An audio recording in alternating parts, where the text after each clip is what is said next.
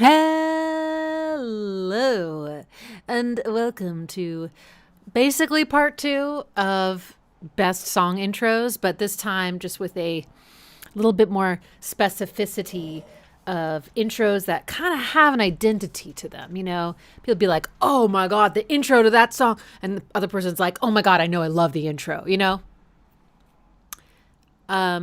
So, you know, something that has enough length that it, you know, not like 10 seconds, you know. Let's aim for like 25 seconds minimum, kind of.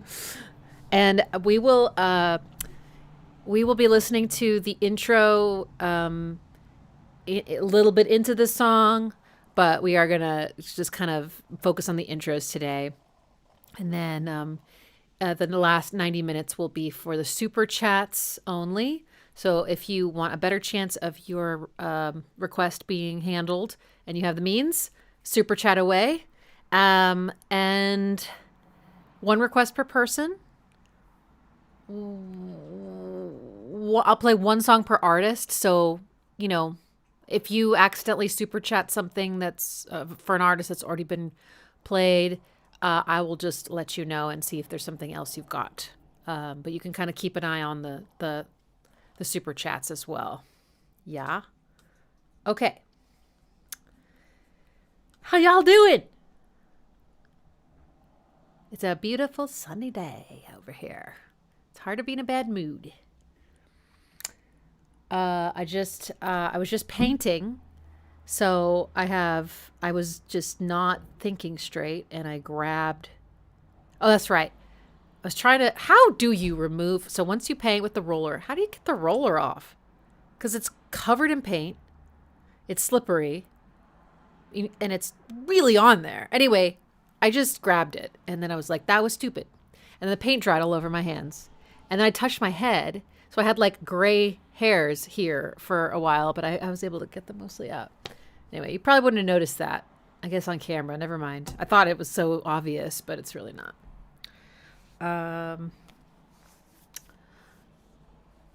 Painting or baking? All right, let's see what we got.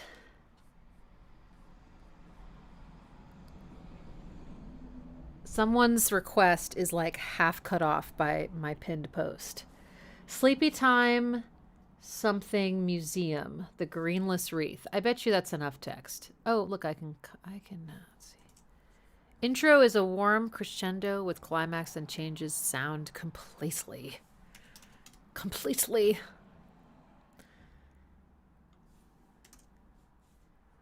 Sleepy Time Gorilla Museum.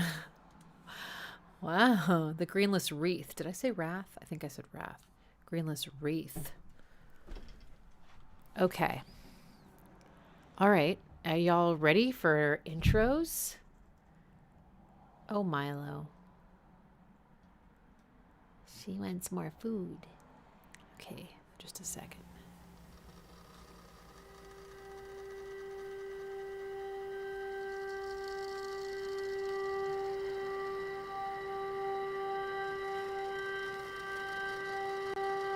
Now that's an intro.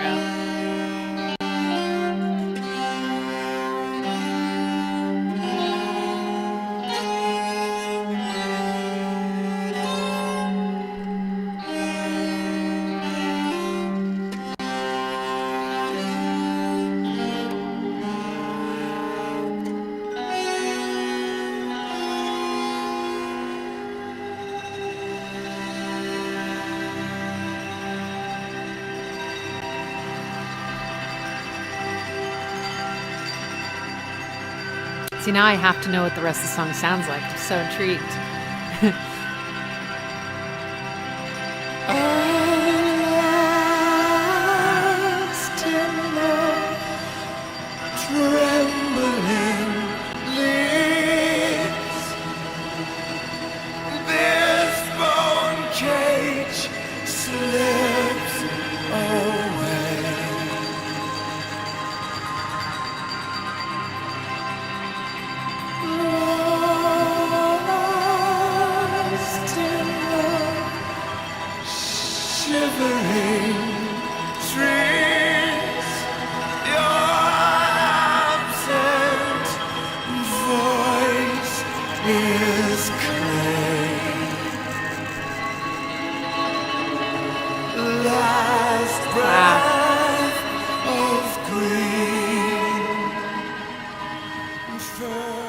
This is a really interesting song. What texture, what drama. I mean, doesn't it feel quite? It's different. Such a lazy descriptor. It's different, but it is. It's not typical in any way. The intro wasn't typical. The song's not typical. I mean, it feels like it doesn't have a tempo. It's very improvisational, and these vocalists have really interesting tones, separated by 2 octaves. I think I could be wrong. Maybe it's just 1. And very suspenseful. The intro was suspenseful, but the song itself is suspenseful too. So yeah, the intro really, really drew me in. It did its job well. I was like, oh, I have to know. I have to know what's around the corner. And so like all these long, quiet tones and all these interesting instruments. I see you, Milo girl. That is so cool. Okay, I'm going to just feed my cat really quick. I'm sorry. Come here, baby.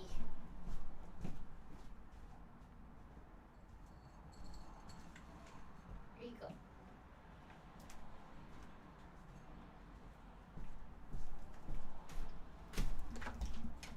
She's a grazer. Oh, no. Oh, no. Okay. All right, we're back. Wow. So that was, oh, I forgot to pin the thing here. Pin. Oh, no, I don't want to pin it. Never mind. I don't want to pin it. Yeah, that was, The Greenless Wreath by Sleepy Time Gorilla Museum. Wow. I have to know what all those instruments were now. I think they're all acoustic. Really cool. Okay. Next one I'm very excited about because I know this track. Little Fluffy Clouds by The Orb. This intro is totally unique and iconic. And I'm since this is an instrumental, basically, I mean, it has a vocal sample, but it's not like a song. I think No, buddy. No, sweet boy. No. That's Milo's food. Your food's right here, baby.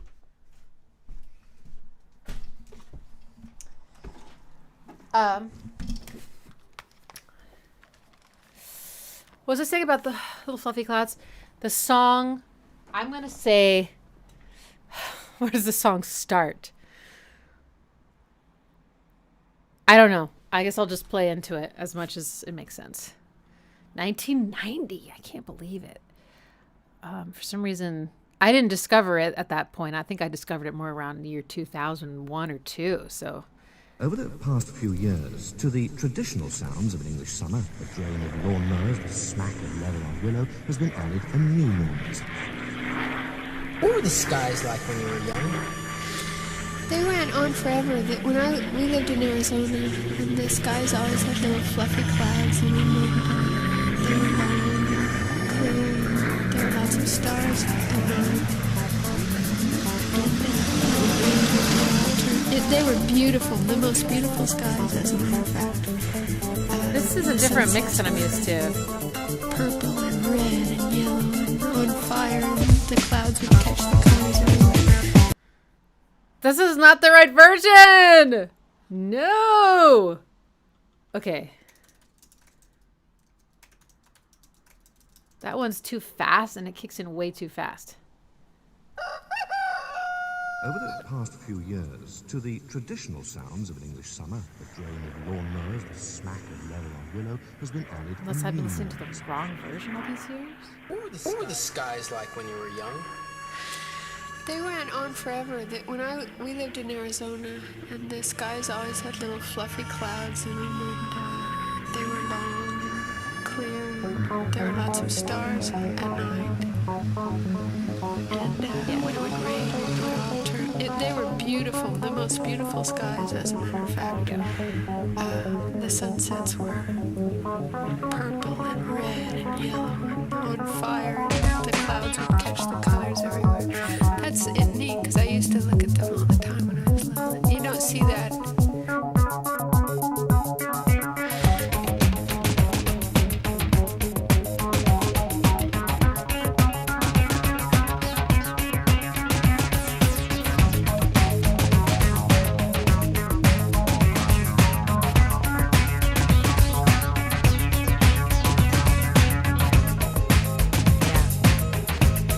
well into the song at this point, but yeah, the intro is so memorable to the point where we all knew that it was wrong.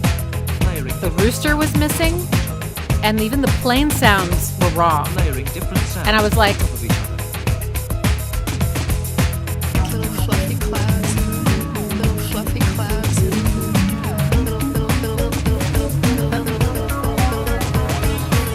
little fluffy clouds, little fluffy clouds. stop here. This is on some live stream or some video I did for sure. This is on something, but yeah, I could tell that something was wrong. And then I was like, I don't remember the plane sounding that loud or something. And I was like, well, maybe I'm just remembering wrong.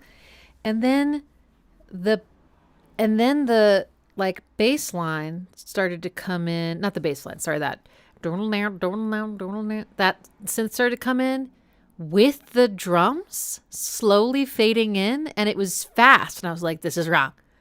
This is wrong. But the YouTube video said original mix. So I was like, well, am I going crazy? So anyway, yeah, that's a great example of an iconic intro.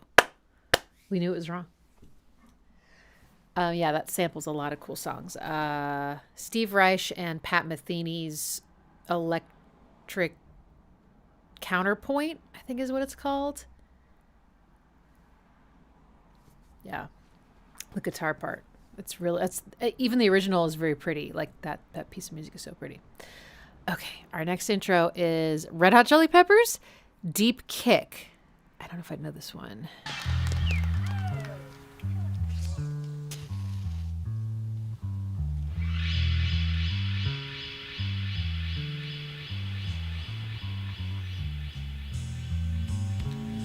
It started when we were little kids.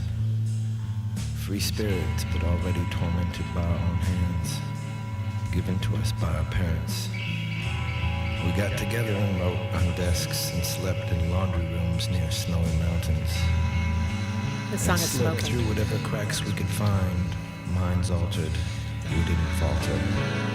In portraying hysterical and tragic characters in a small-filled universe, we loved the dirty city and the journeys away from it. We had not yet been or seen our friends, selves, chase tails round and round downward spiral, leaving a trail of irretrievable vital life juice behind. Still, the brothers' blood, comrades, partner, family cause was impenetrable, and we lived inside it, laughing with no clothes. And everything experimental till death was upon us, in our face mortality. And lots of things seem futile then, but love and music can save us, and did, while the giant gray monster grew more poisoned and volatile around us, jaws clamping down and spewing ugly shit around. Nothing is the same, so we keep moving. We keep moving.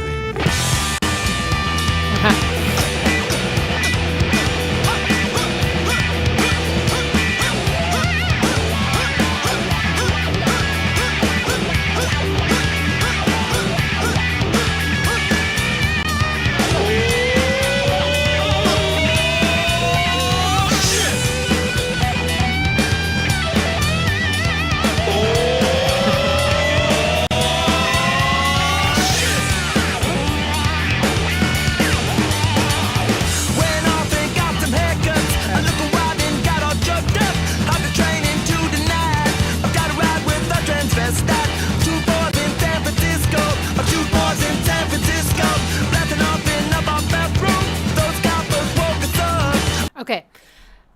It's interesting to play this one right after the Little Fluffy Clouds because it's kind of a similar vibe where it's like, you know, someone talking. Except the difference is that talking sample from Little Fluffy Clouds is like a huge part of the song, and then here it was really just exposition. Yeah. Hi Milo, did you get enough food?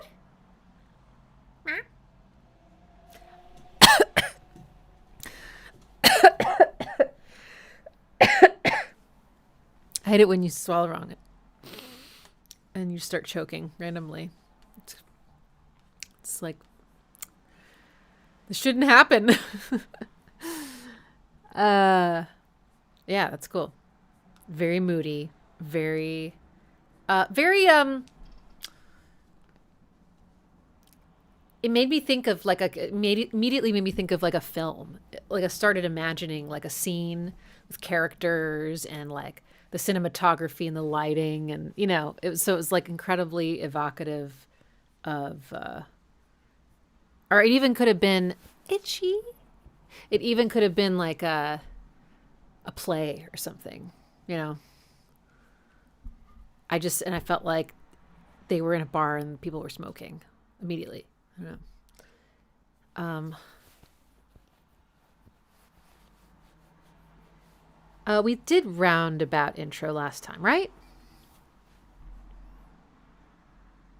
I'm almost positive we did. That's a great one. Yeah. All right.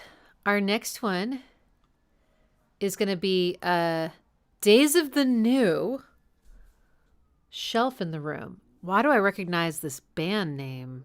I can't think of what they did, but they must have been on the radio when I was like a teenager or something. They were 1998.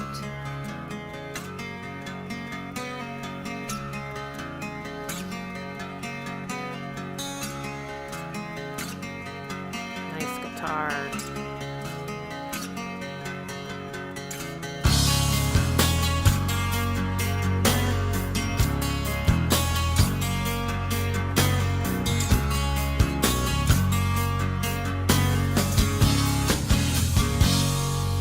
That's that dun dun dun. I feel like that exact rhythm was like a product of the 90s. It's in it's a song by 10 Years, who are a really great alt metal band, kind of inspired by like Tool and A Perfect Circle. It's totally in a Stone Temple Pilots track or 5.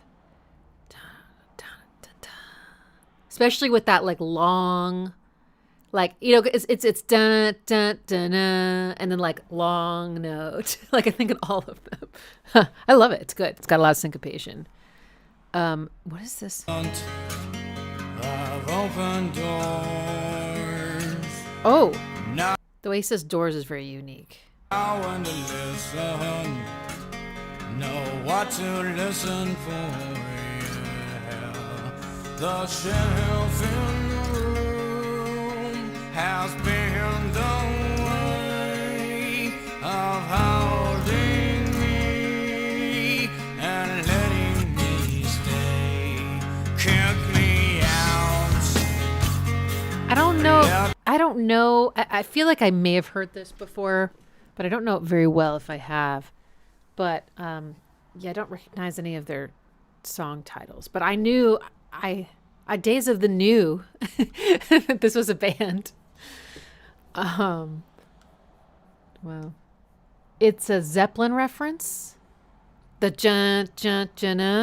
Really? Okay, that's cool. Well, that was a beautiful acoustic guitar intro. It's obviously doing the guitar part, right? That goes throughout the whole song, or at least through the verse. But just sort of exposed, which is a great way to start. One layer, and then bringing in the bass and the drums at the same time. I think it can feel weird if you bring in the drums without the bass. You can bring in the bass without the drums though. But just for the beginning of the song, it's great. Later on, you can like pull the bass out and just leave the drums with another layer. It feels very like suspended. It's a good way to like have an exhale in a song, but to like start a song, I think that would be an interesting choice. Anyway, I'm starting to go off on a tangent. That sounded like Dorian. Dorian's such a beautiful scale. Okay. You know what that also reminds me of? There's a Fuel song called, what is it called? Sunburn, I think. This song.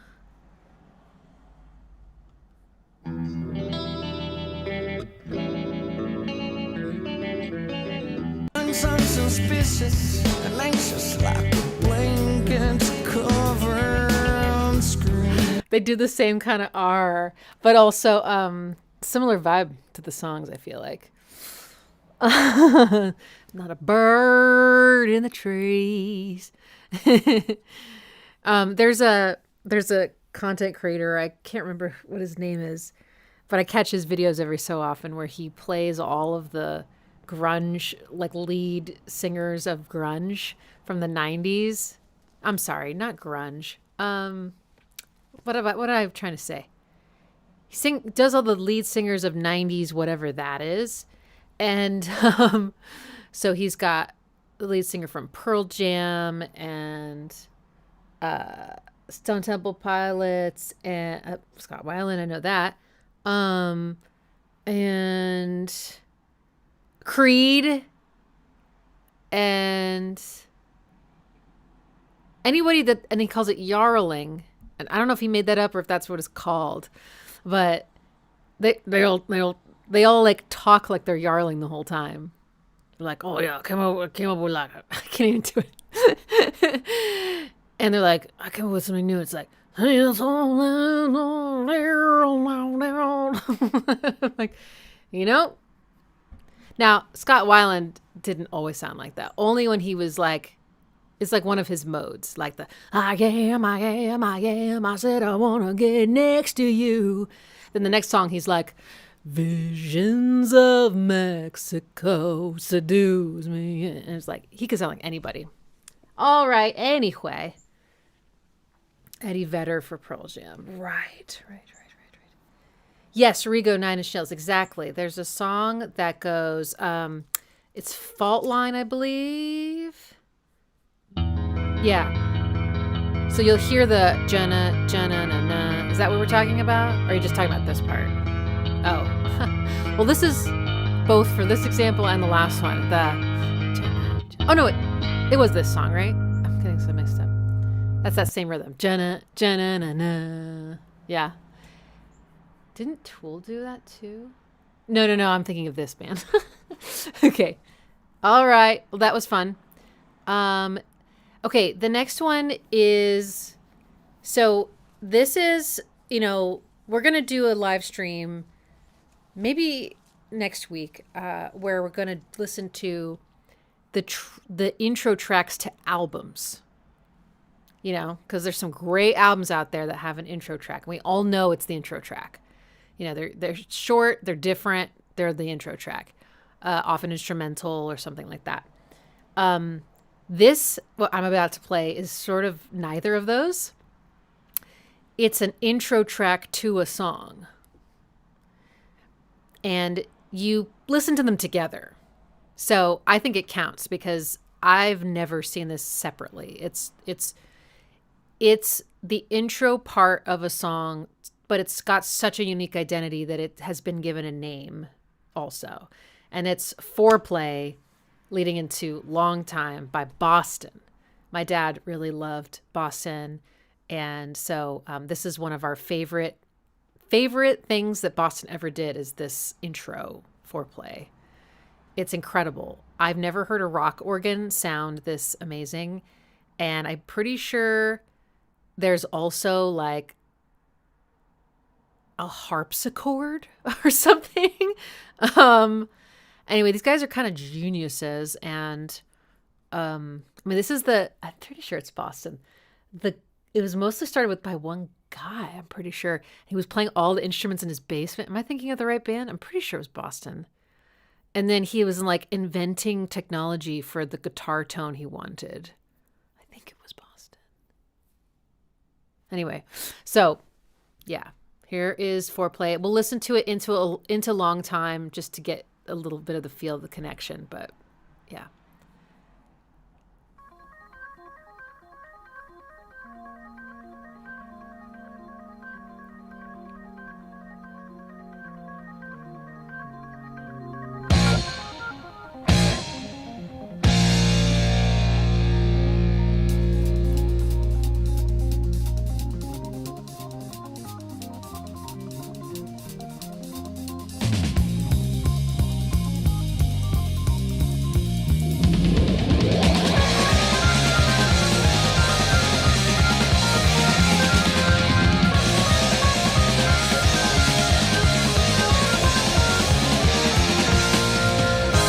Okay,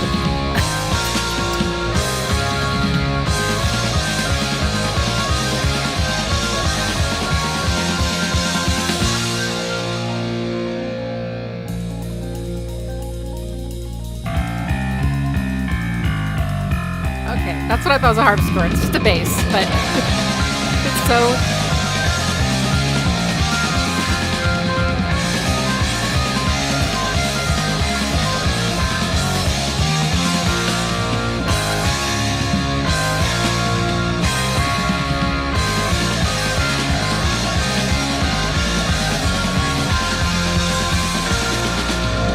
Oh my god, this part.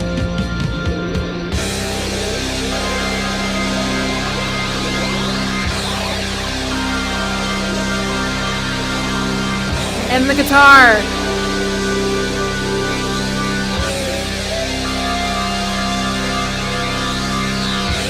Suspension.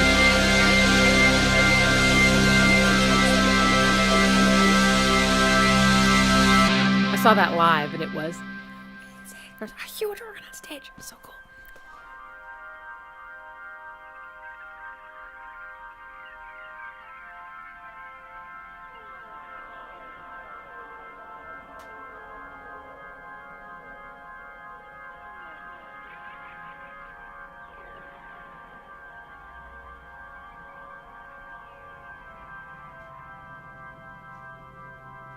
Here we go.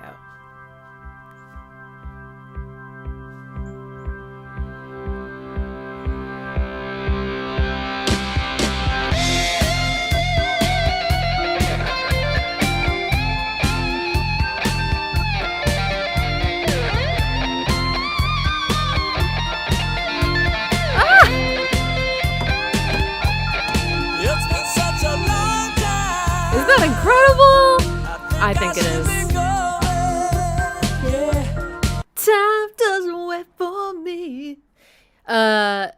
It'd be fun to do an analysis of just that foreplay part sometime, because I think I one time did a little bit with my dad.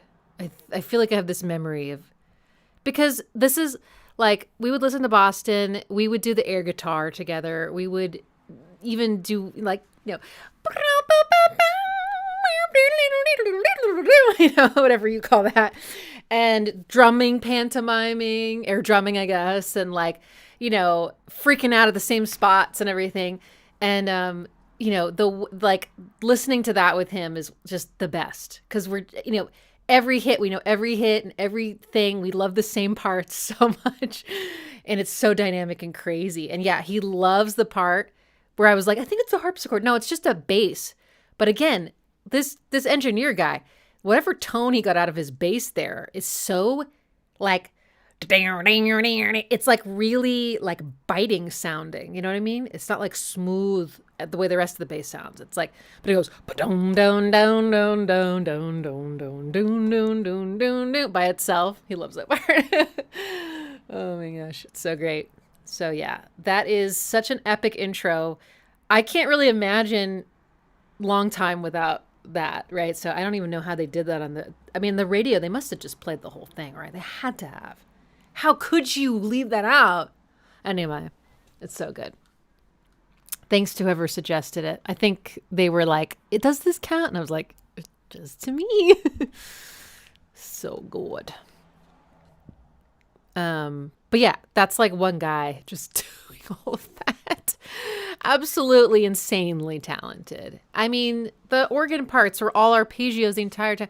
The chord changes, oh my God, it felt very classical. It's just so fantastic. Okay. Let's do Supertramp. The song is called Child of Vision. Do I know Supertramp?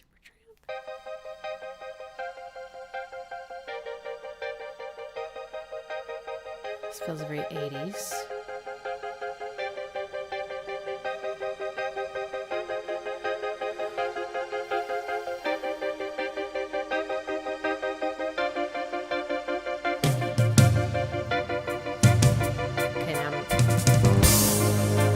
Maybe 70s. Maybe on the cusp.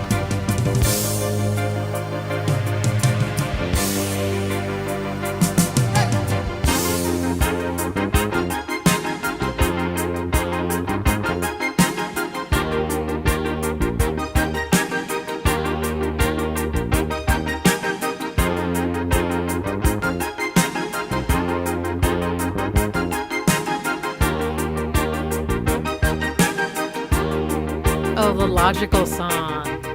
Yeah, I can even hear it in the keyboard. Epic intro.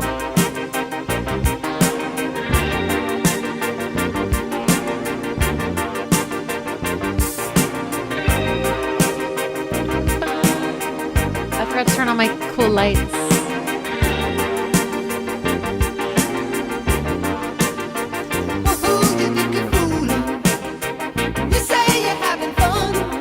Yeah, it kind of sounds like Eddie Lee. But you're busy going nowhere, just lying in the sun. You tried to be a hero, commit the perfect crime, but the dark got you dancing, and you're running out of time. That's a great intro because it's got the chords already. It has 2 sections in it, if I remember correctly, and you get to groove along, and it's a great groove. It's a nice slow song. So it's almost like you don't even care if it, like, I don't even care if it gets to the song. I'm just like, yes, I'm into this. I'm good here. I'm cruising. I'm driving. I'm probably driving. But yet, once you said the logical song, the tone of that, was that a Rhodes or a, I haven't trained my ear to hear the difference between a Rhodes and a Wurlitzer.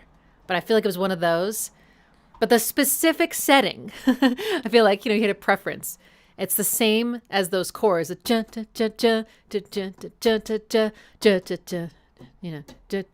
it's same kind of like hitting the chord like on the subdivisions with like accents. That's the same kind of vibe. So I hear it. I hear his style just in the keyboard alone. That's cool. The album cover is cracking me up. All right, we got one more in the queue for before we switch over to the super chat requests. Super chats only. If you don't get the reference, you should watch Arrested Development, the first 3 seasons. All right, we're gonna listen to the intro to Absalom by Periphery, and according to YouTube, I have already listened to this before, so I should recognize it.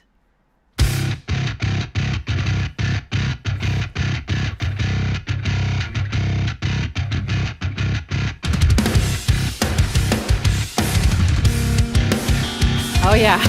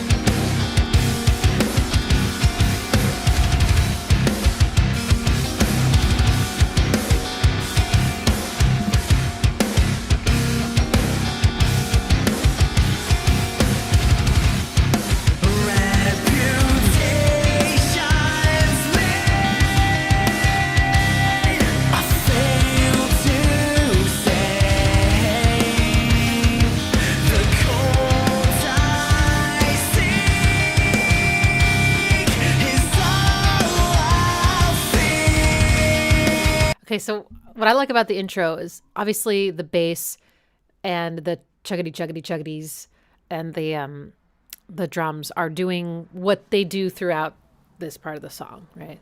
And it just starts. It right? Or no, I guess it starts with just the bass. Damn, that tone. But then they all come in.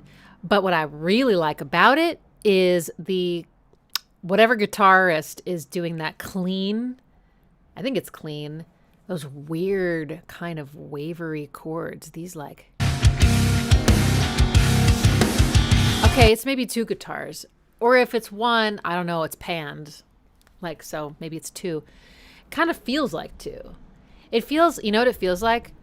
When you, I mean, I've never really successfully skipped a rock, but when you watch other people skip rocks, well, actually, it doesn't even have to be a skipped rock, but anytime you see the ripples coming out off of something in the water, and they cross with another thing rippling out somewhere else, and they meet and they cross through each other, it kind of feels like that. The way that the harmony is, I don't know, it's just very strange and ungrounded, and it does feel like 2 things kind of like, I don't know, it's weird, but I love it. And I was listening to it and I was like, oh, this is a weird timing. And then I was like, no, it's in 4/4. It's like, and you can, it's kind of what Meshuggah does so well. But yeah, it's like, I mean, I understand how they did it. There's a lot of interesting groupings, small groupings inside of the bar of 4. And it's slow. 1, 2, 3, 4. You know, so there's a lot of space in there. So the emphasis patterns inside of the 4 are all over the place. And then plus this cool guitar, the pattern is entering, it repeats twice. Second time it's longer, but it comes in the same way the second time, but it comes in earlier in the bar than it did before. So it starts to feel as if the bar started over or something, but it really just is starting over to a couple beats or a beat earlier than we expect it, but it's not changing the actual length of the bar. Anyway, that's cool. That's beautiful and weird. Convergence is what the ripples do. Great. Yes, exactly. Okay. All right. So we are now switching to the part of the stream where it's all requests have to be a super chat. Okay. So thanks to everyone's requests so far. Why did I say up? Brains are weird. All right. So let's see what we got. Interesting. Okay. Let's start. Ooh, Rob.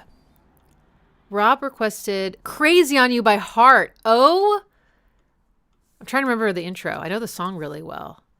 Oh my God. This is the best. You win. This is the best intro. Oh my Lord. I have just listened to this intro before over and over again. What's her name? She's incredible. I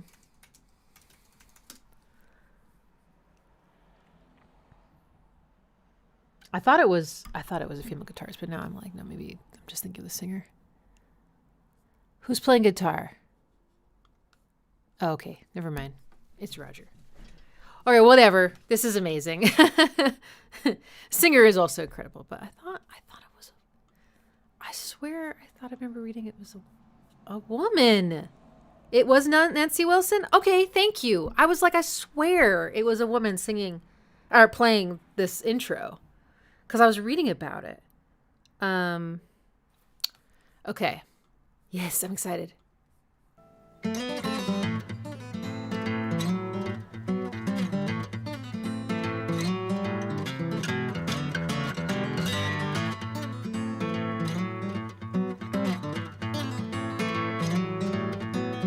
love that. Oh.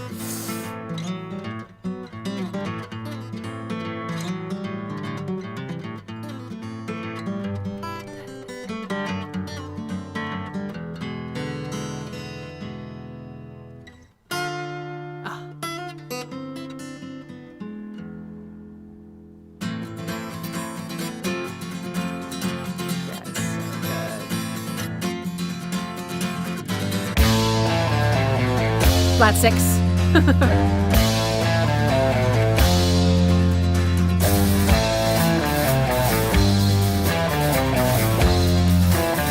may still have time, you might still get by.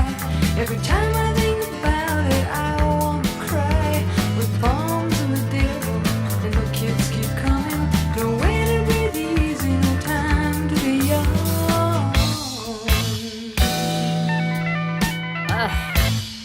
All right, this song's amazing.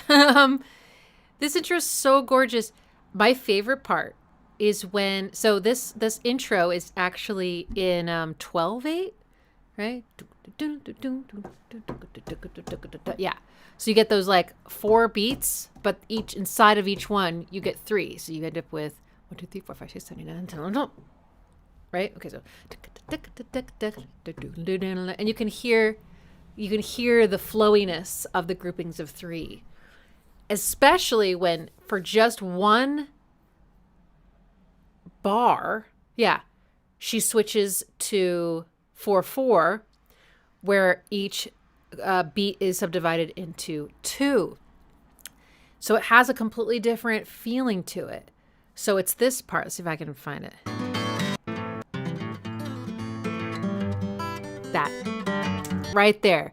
So she's going do do do do do do do do do do do do do do. She's literally playing the beats subdivided into 2.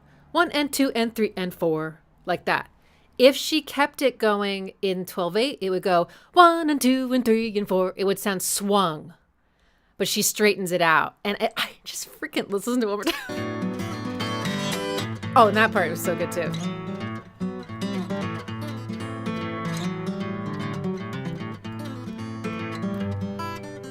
And then back.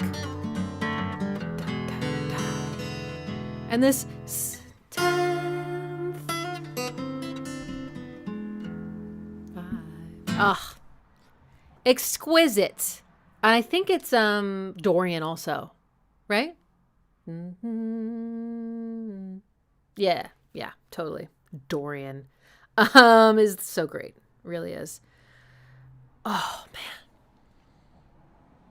Yeah, that was an excellent request. Oh my gosh, Rob, yes. So beautifully done. Duplets.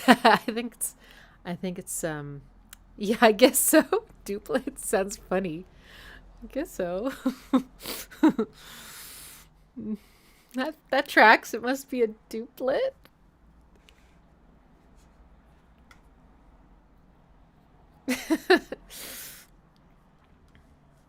I'm just gonna make a t-shirt now that says duplets ?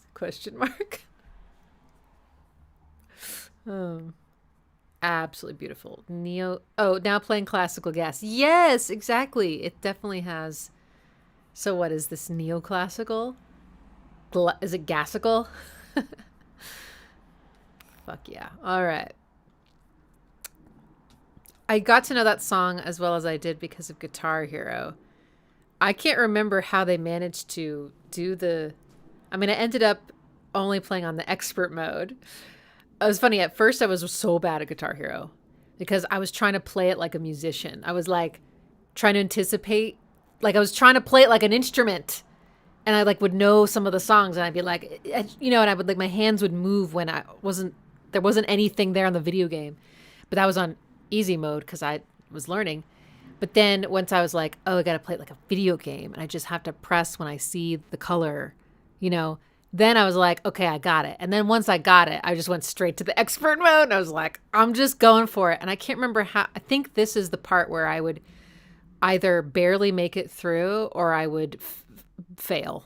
I think this was like the hardest thing. So I probably couldn't get through this song on expert mode, if I'm remembering correctly. But still, I would play it maybe on hard mode or something. But I remember listening to it and thinking, oh my God, the singer is like probably the best rock vocalist I've heard in my entire life. And there is another rock vocalist who's contemporary who I feel like she's got the pipes. Let me see if I can remember. She's, oh God, what's her name? And she like does covers of this era of music. And I think she might have even done a cover of the song. Oh God. What's so funny about social media is that it's like I can see her face and I can see her videos in my head, but I'm probably not really looking at her name. It's like someone's username is like not in the forefront, or maybe I'm just bad at things, but I couldn't think of that other content creator. I was like, I'm not sure I've ever read his username. I just know it's that guy who does that, and I recognize his face immediately. It's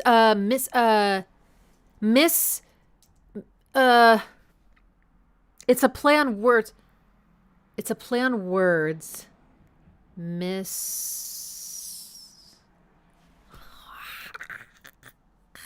That's going to drive me insane.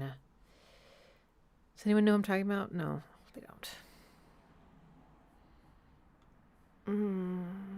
All right, well, I'll keep an eye out for her. She's amazing. But yeah, the singer of Heart is also. So is the singer and that guitarist the same person? If so, I'm gonna die. Oh my God. The best voice. Okay, next. Vorlanesque requests Bathory, A Fine Day to Die. The intro lasts about 1 minute 30 seconds. Song is kind of long, so feel free to only play the beginning. Okay. Bathory.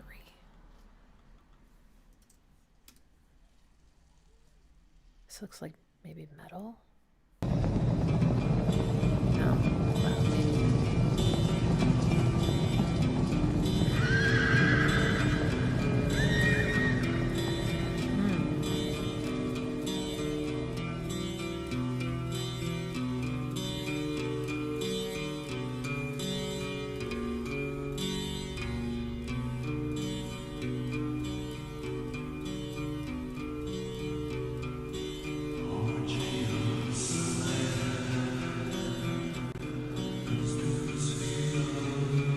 Now that's some reverb.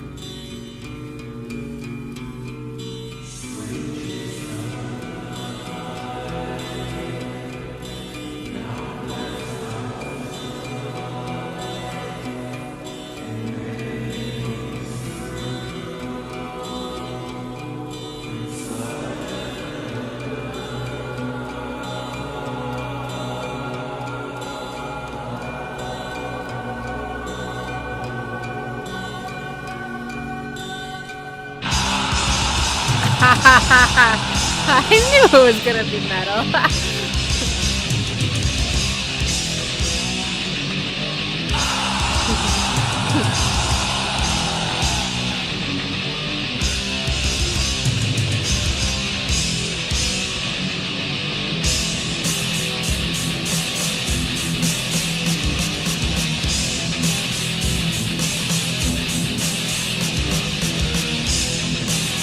Is Lars drumming? Sorry.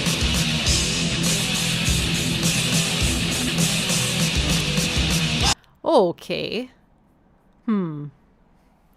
Not sure how I feel about those drums, but the intro was amazing. Yeah, it really. I mean, the guitar sounded a lot more like a lot closer, and the vocals sounded like drowning in reverb, like you're in a huge space, like a haunted cathedral or something. But they're singing like maybe you're like in the rafters, you know, like it's like you can almost barely hear. You're only hearing the reverb. That's almost how it felt. Yes, that is. But yeah, it was beautiful. It had a lot of suspensions. That's when a chord. I guess I could pull up. I'm just being lazy. Da da da da da da. Those are suspended chords, and it's a very exit music for a film kind of type thing to do. Let's see. Can you hear that? Yes, okay. I can't remember if it was an E, but we're just going to put an E. So like, and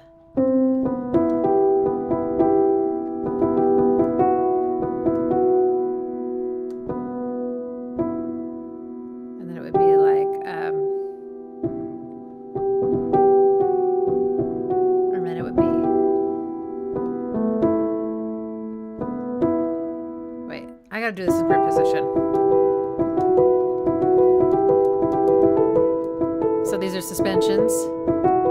They're not major or minor, but they put a minor chord in between them. That's very...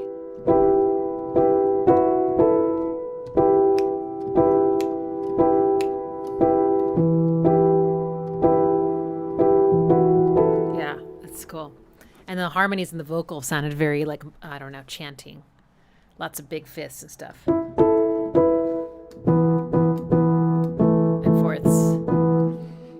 Creepy. Vocals coming from the castle dungeon. Ooh, yeah, there you go. I forgot about dungeons. A fine day to die. Indeed. Yes. Okay. Yes, I can see all the super chats in one list. Thank goodness. Okay. Next we're going to do, I think this might be this person's first request. I'm not sure I recognize their username. Colonel Mode. Unwound. We invent you. 2-minute intro. The memorable synth drone on this intro track really drew me in and sounds very different from the rest of the album. So this is an intro track. Okay, well, we'll let it slide. We'll let it slide. We're doing song intros right now, but that's okay. Simple, oddly mesmerizing, and surely unique. Nice.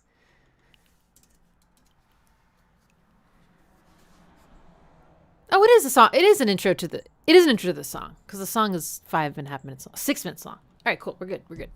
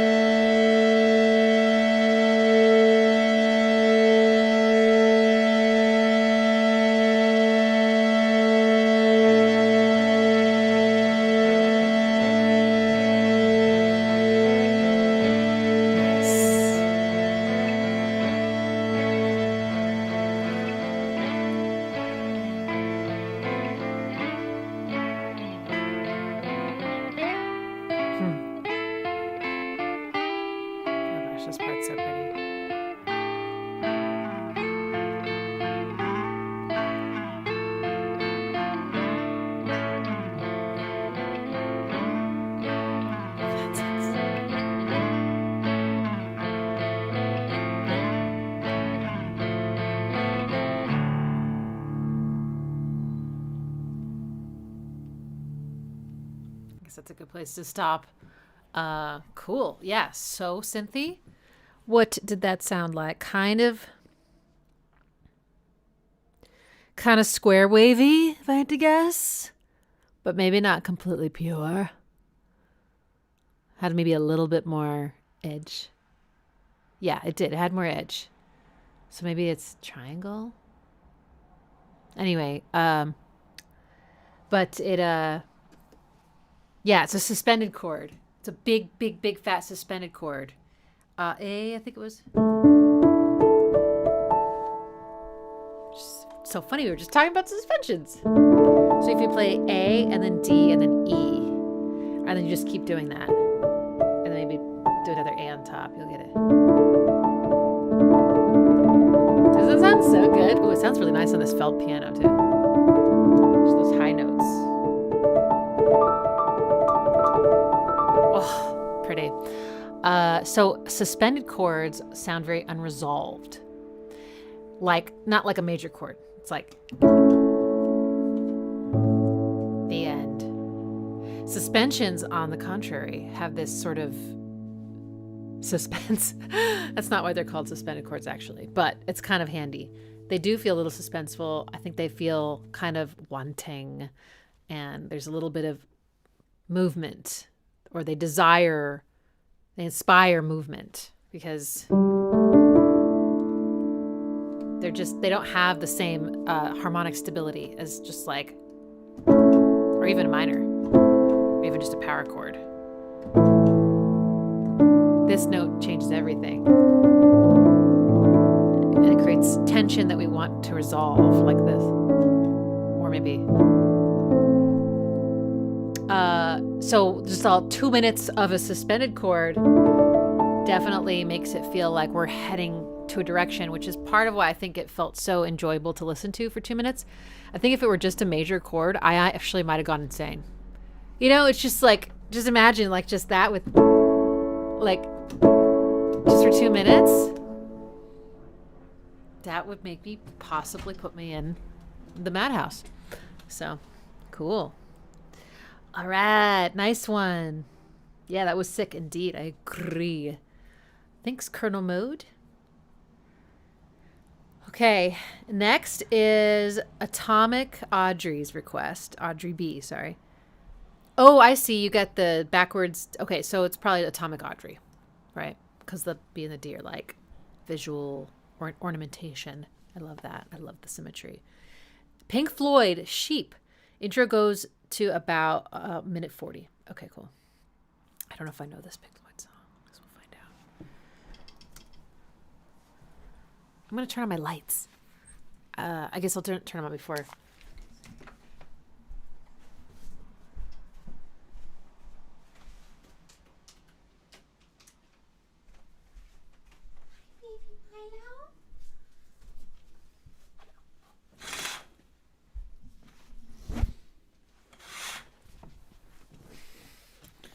Okay. We're ready. Sheep.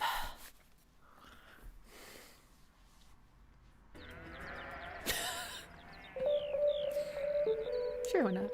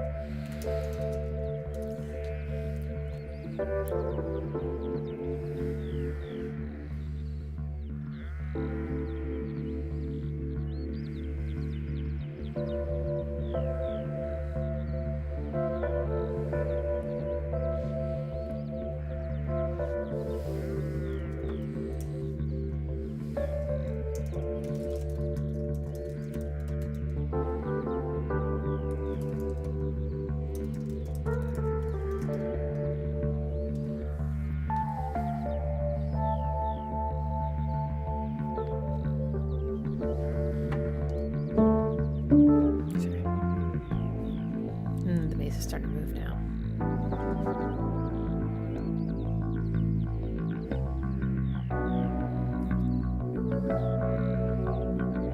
Where are we going? There's that trumpet.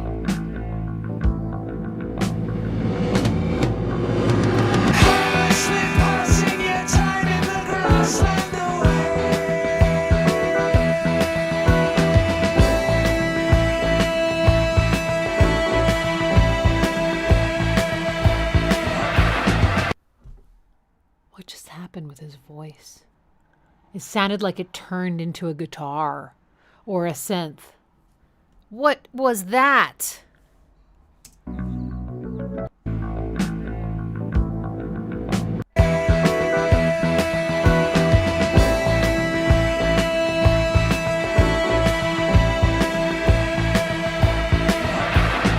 guess he could have just been holding that note out, but something is happening to his voice that's blurring the lines between it sounding like a voice and something else.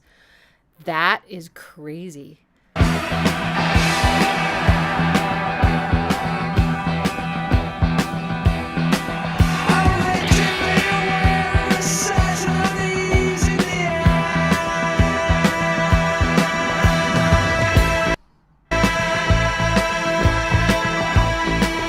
There it is again. I have to know how that was done. I love that. Okay, so in Deftones track Digital Bath. Is it a Digital Bath? With the screaming okay, so the woman that comes in and she starts wailing, improvising. It's just absolutely insane. Chino, he's like sings a little bit and then she like takes over. And when she takes over, there is this like, it kind of sounds like the same person for a moment. And then she goes up so high that I thought it was a guitar. So when for years and years, I thought that he was singing, hey, and then a guitar went,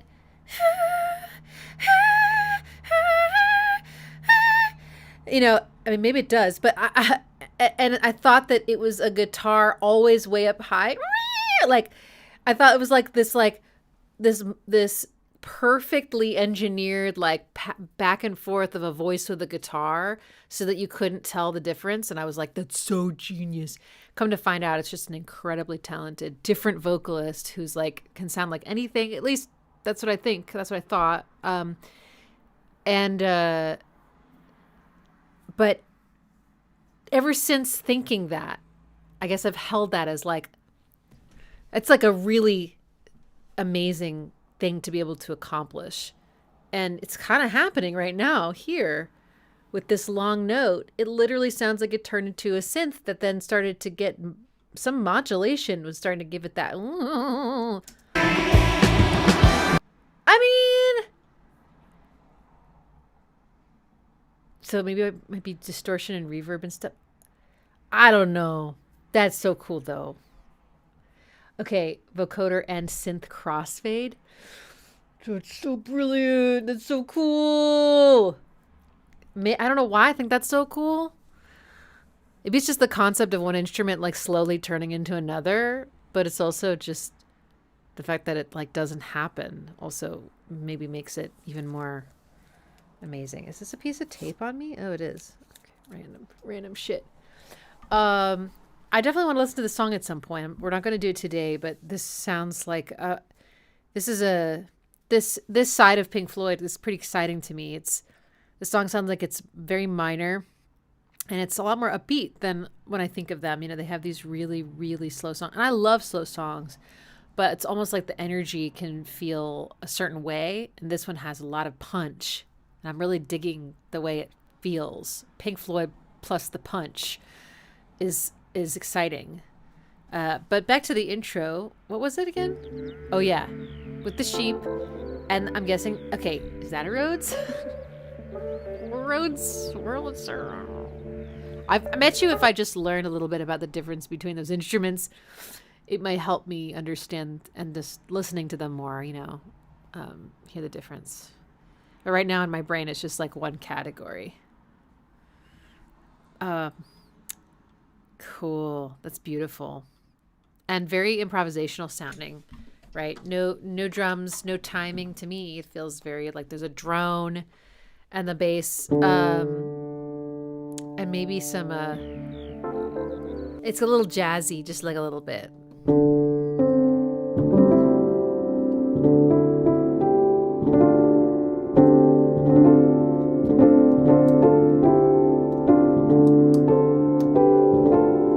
Dorian.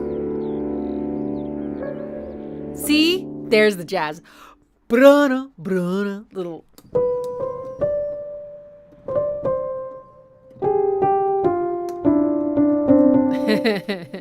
Bluesy, sorry, bluesy. Bluesy, jazzy. Blasey. I wouldn't say Mixolydian. I'd say Dorian because it's all minor.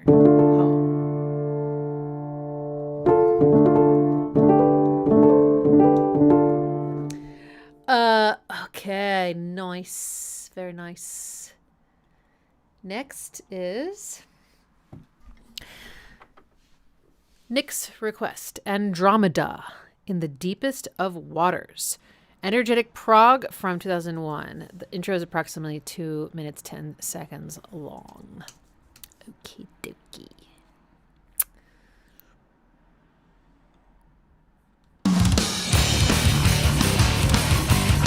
Oh, 7?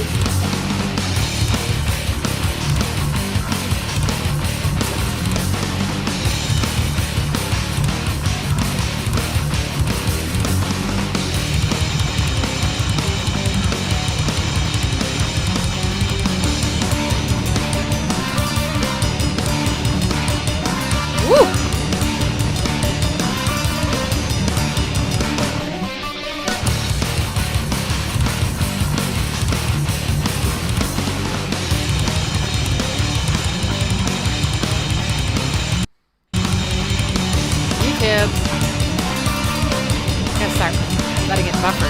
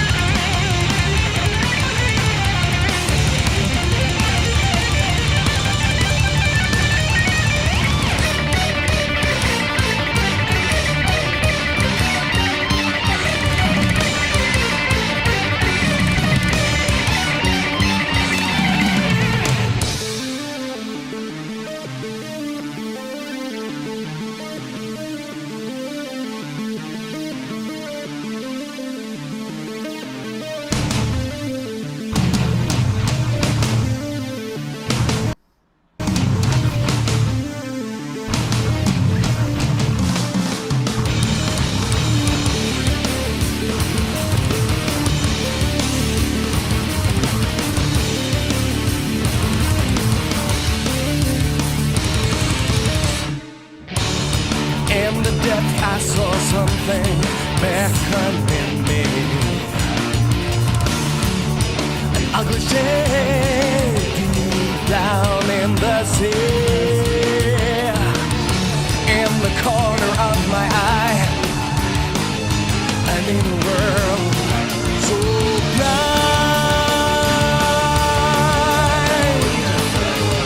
it's only in my mind.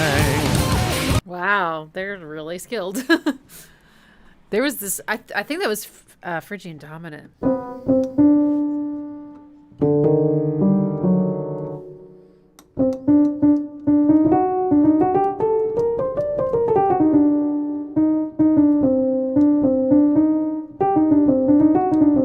think so. Which sounds very exotic to our lily white ears. I shouldn't say our, but mine at least.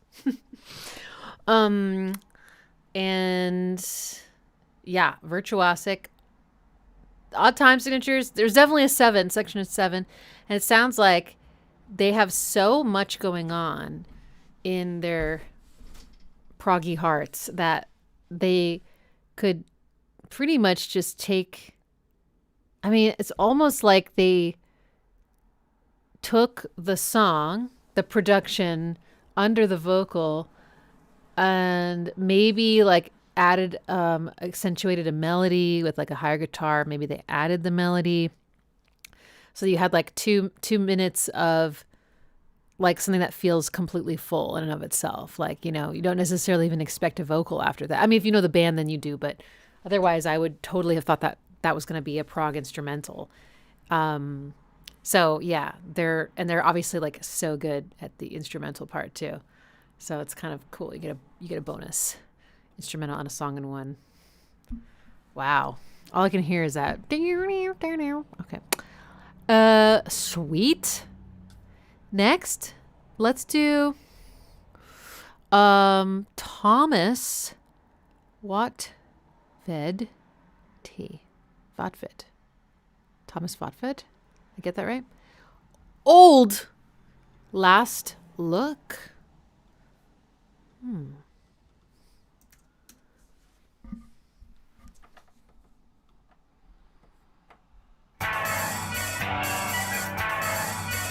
Whoa. Sounds like church bells.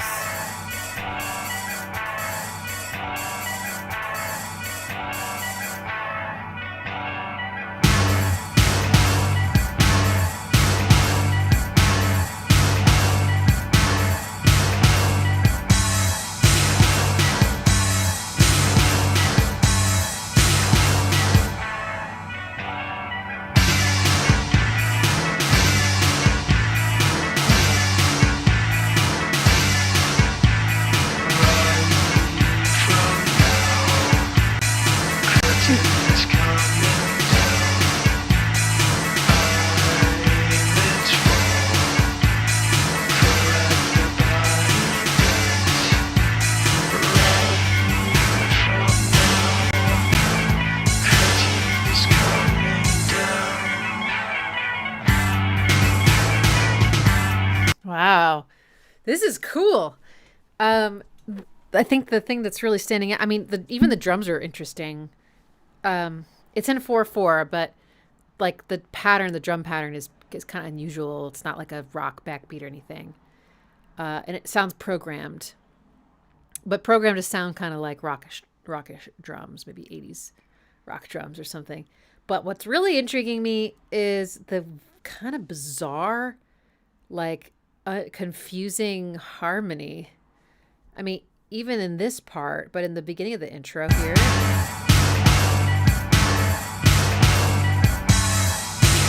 There's like, I think I'm hearing a guitar and then also a sample of something. Almost reminds me of church bells. So is it like sampled, sequenced church bells? Because that would explain why I'm kind of hearing a lot of like weird frequencies, like interfering pitches that, because bells have a lot of weird harmonics, I guess, that come off of them. Mathematically weird sounding too. But it keeps going into the song too. I mean, because that's not the easiest thing to sing over something like that. Wow. Very interesting. Cool. Definitely. The whole song sounds unique. Wow.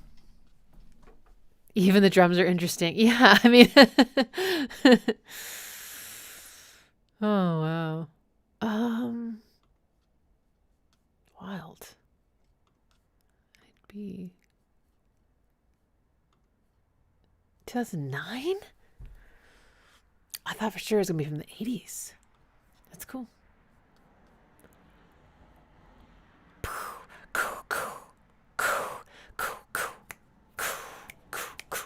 Very syncopated. Okay, let's do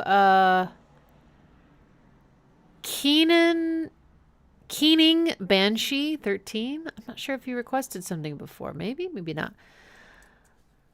Solitaire / Rule the World by Camelot. Okay, so this might be a similar situation to Foreplay Long Time, right?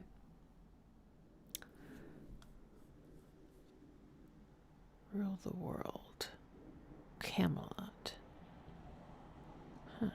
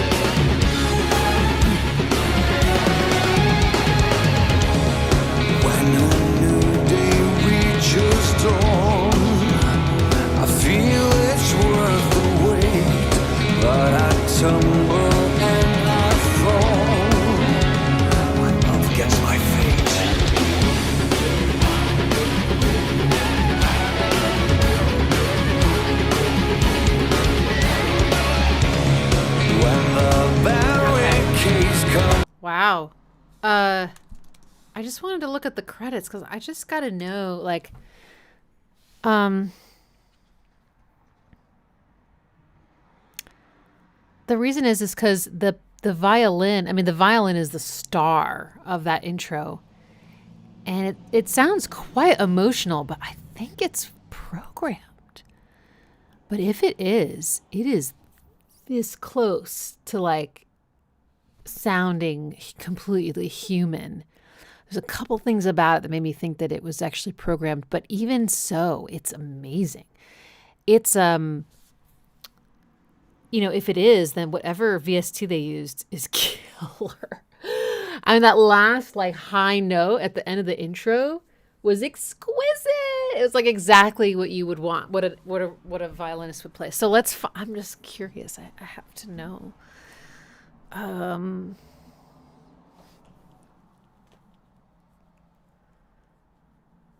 don't want to rely on the AI overview. I feel like I'm gonna make a mistake. Okay, well, here's the Discogs credits. Okay.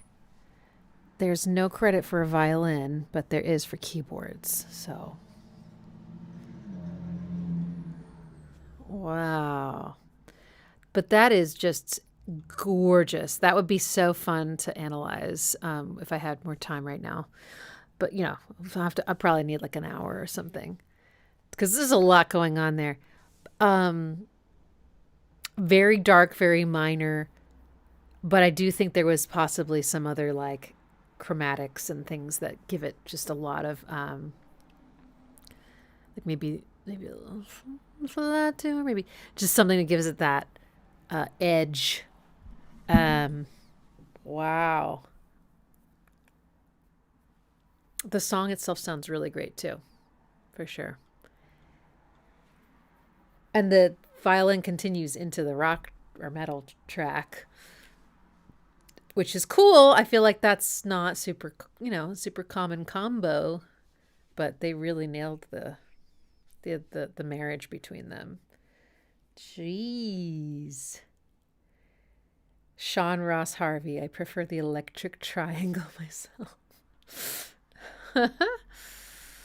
Wowz. All right. Epic intro. Next is let's see. Ooh, Chris has requested Radiohead Glass Eyes. I'll never say no to Radiohead, just so you know. I mean,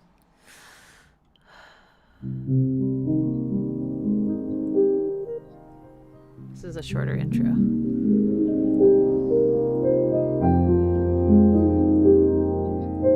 Maybe the song itself is just shorter.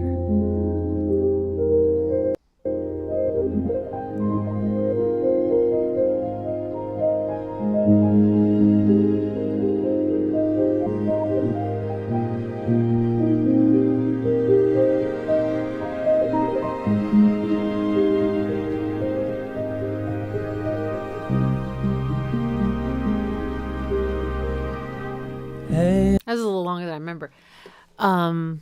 So this is one of those intros where it's pretty much what's going on under the vocal, and they just start with it stripped back, and then they start to sing over it, right? Such a delight to listen to this on headphones, which is normally how I listen to things, but I don't know. I've listened to this album a lot in the car. I would love to if I know that I'm going to be like the car I have now, if I want to have this car till, so the last car I had it for 15 years. So, I'm hoping to keep this car for a really long time, but it might make sense to invest in like a better stereo, because when I got it, compared to my 15-year-old car, it was definitely a downgrade. In the 15-year-old car had a JBL amplifier in it. I didn't ask for that. It just came with it. And I immediately noticed. I was like, I'm going to get used to how this sounds. I know I am. But right now it sounds like crap. Everything sounds really far away. Like, it's just, yeah. So, but anyway, a lot of listening in the car. But the way this intro, the way the layers kind of blossom and undulate with the effects processing. It makes it feel so alive. In fact, looking at the album cover, which I think has a lot of movement in it, I kind of imagined it was some sort of like marbleized piece of artwork. So is there a box in front of my feet? I guess so. That's like they just captured a moment of it, but it's like in motion. I guess that's kind of always how I thought of it. This sounds like that. Like it's just sort of, things are just constantly like bleeding and changing, and because it's got a felt piano, but then shit happens to it. Or I think so. Yeah, it sounds like a felt piano that's then being fucked with in the most beautiful way, though.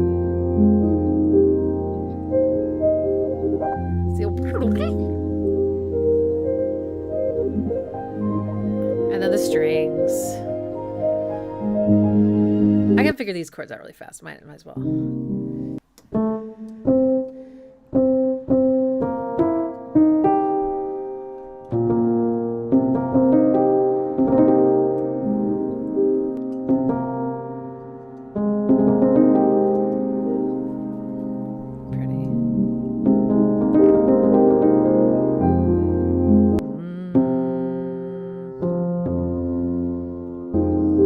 Same chord on the top.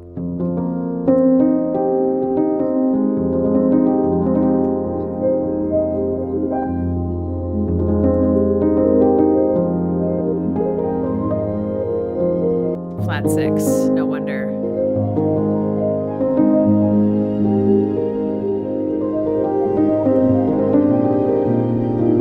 Sorry. Okay, that's cool. I didn't realize this before. It's like the same chord on top. This chord over and over again.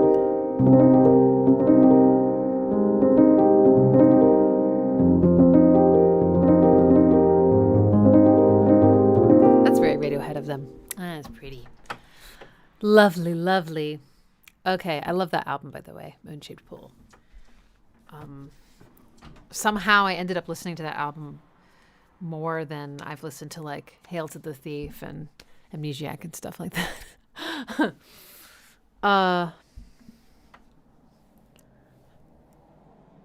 Okay. Next. Genesis by Justice. Such a statement for the opening of their debut album. Yeah, this is great. This is a great intro. Immediately you know what it is. If you don't know the song, then you won't, but otherwise you will.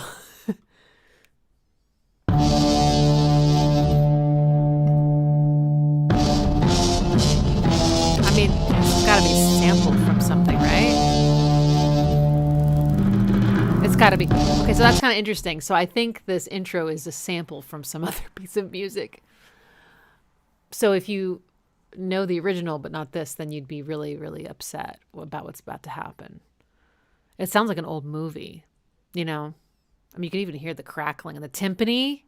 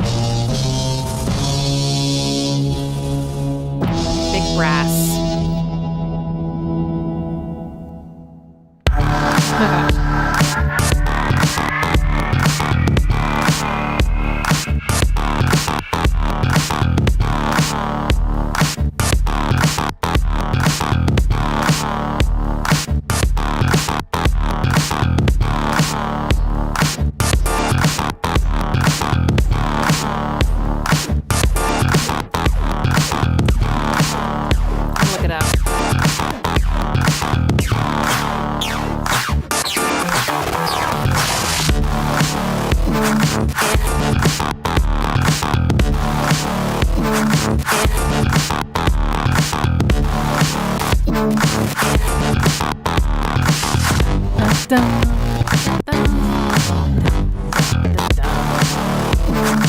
fuck yeah. I'm trying to find out what it's. They're talking about all the different samples they used in it, but I want to know, like, what is that? I guess I mean, it sounds like from an old movie. Like, old movie. What do I type in old movie?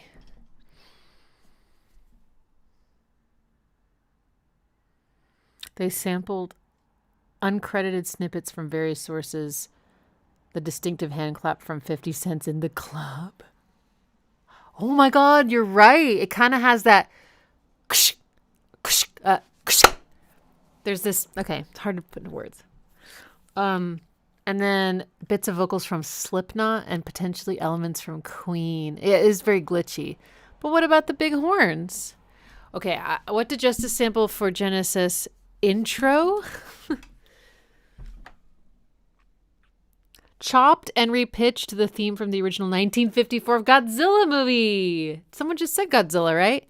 Layering it with other sounds, while some fans also suggest similarities to the percussion in King Crimson's Epitaph. Wow. Well, it's fantastic. It's so epic. Those must be like tubas and shit, like big, big brass instruments. Boom, boom, boom, and then timpani. And it's just so, and if you know it's coming, it's even more exciting because you know the beat's going to drop and it's such a good beat. But even if you didn't, it grabs your attention. I mean, you're like, whoa, like something big is coming, something epic is coming. It's got so much presence and size.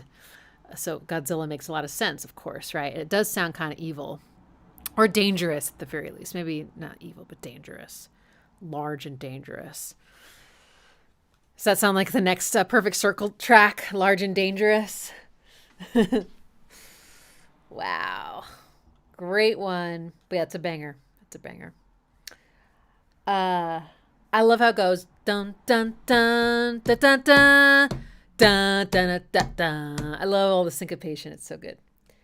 Okay. Clores requested Dire Straits' Telegraph Road. Intro is about 2 minutes, 15 seconds. Just a nice atmospheric intro. All right.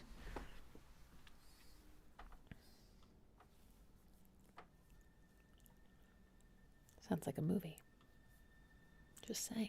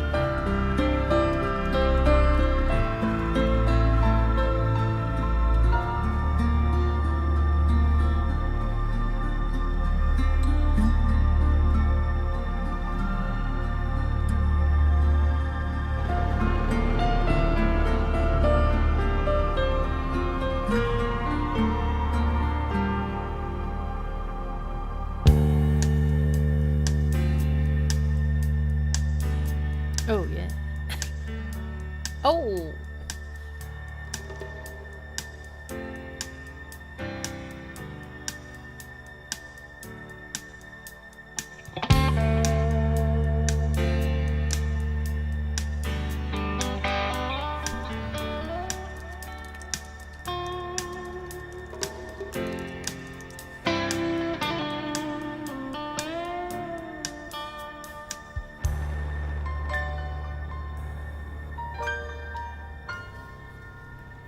This is very like rock musical theater to me. A long time ago, Yes.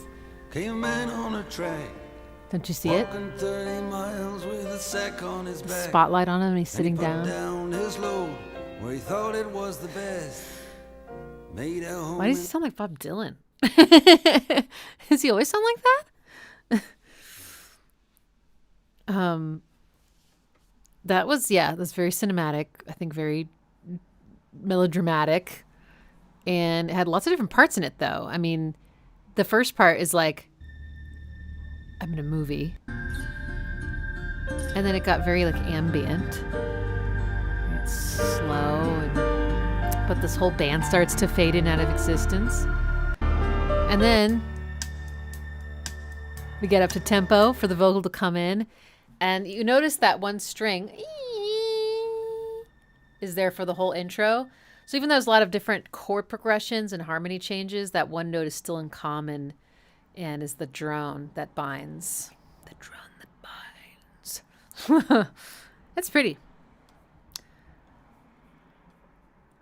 By the way, did you know, I don't know why I feel like I need to say this right now, but that today, I think it was today, Bandcamp announced that they're not allowing AI generated music on their platform. What do you think about that? I mean, I think it has to be like 100%. I actually don't know. I should read up on it.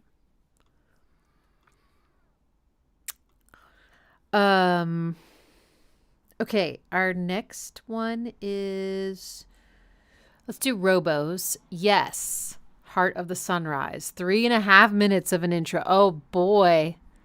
We're eating good tonight. All right.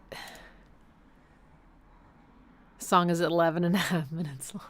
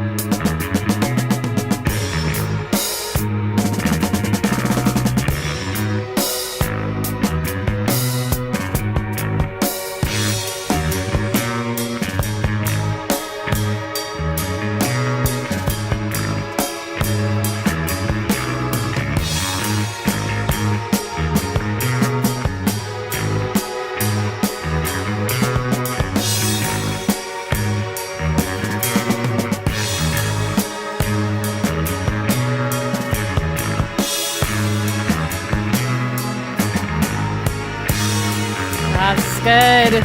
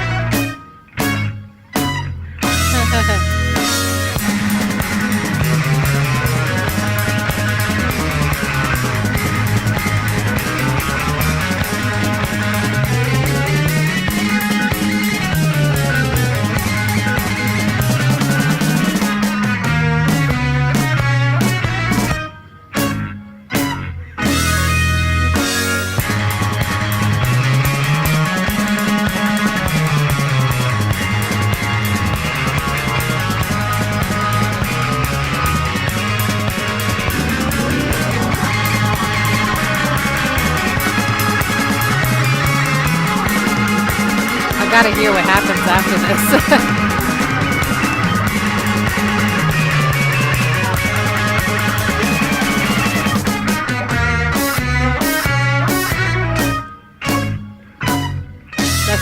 That third one's so syncopated.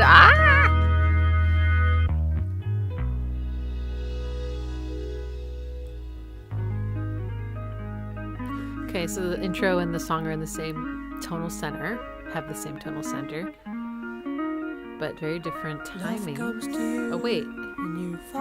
Oh. Okay. Spoke too soon. I'm not sure anymore. Jesus. Well, that was incredible. I don't listen to Yes, but there was someone requested a Yes track years ago, I think. And I was like, wow, that was absolutely incredible. I kept telling everyone about it. I was like, have you heard this song by Yes? What was it? It wasn't Roundabout. It was I'll probably find it. Oh, I don't know. I think it was from... Shit. Oh, I don't remember. But I kept telling everyone about it. And then at some point, I thought about Owner of a Lonely Heart. Or maybe I put on Yes Radio. So I was like, oh, man, they're good. And of course, Roundabout came on. I was like, oh, yeah, of course, this track. And Owner of a Lonely Heart, I was like, this is a perfect song. Owner of a Lonely Heart is killer. I don't always like 80s things. You know this. So most of you know this by now. But I think Owner of a Lonely Heart was really, really well done. Very tasteful, at least for my taste. I just love it. It's such a good song. And now we're listening to this, and I'm just thinking, like, damn, I guess I should have come of age in the 70s. I mean, there's no reason I can't just go, I'm about to say balls deep into the 70s music-wise now. But, man, even just the way the drums sound in the 70s, just, I'm guessing it's just the recording techniques, but they're so dry. And there's also just other qualities about them that you can just tell. And it makes me start imagining things from the 70s. Like it's like so evocative of that era. And it's amazing. But yeah, I love the 70s. I think I love the way like 70s music sounds, but I also think I just love the aesthetic. I even love the things that they were into. Yeah. But my mom came of age in the 70s. So that kind of makes sense. That, some of you have seen me and my mom interacting on our live streams, and you can probably tell we're very close. So, I probably picked up a lot of that kind of stuff from her. But yeah. Omar wants to change your request. Sure. We can do that. I haven't gotten to it yet, so no problem. I can't always promise I can deal with a change. Sometimes if there's too many or I am disorganized, but yes, that works. But yeah, it's incredible. I'd love to listen to the rest of that soon. Yeah, let's do Omar's now. It's Crimson by Tabula Rasa. And trying to find, let's see, full playlist. Here we go. 20-minute long song. Wow.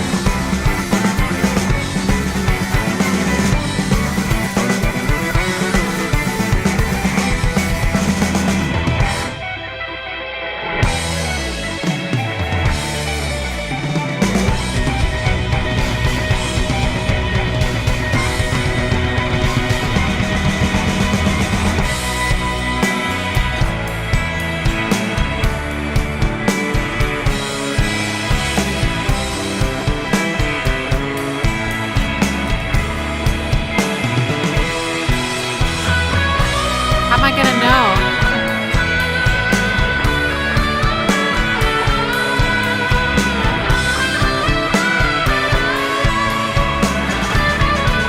Okay.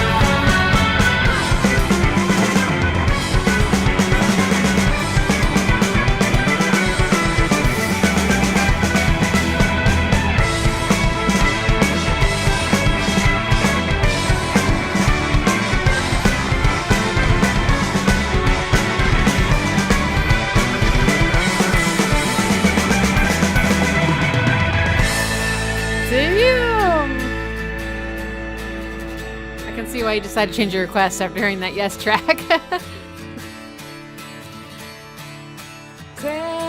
Yeah.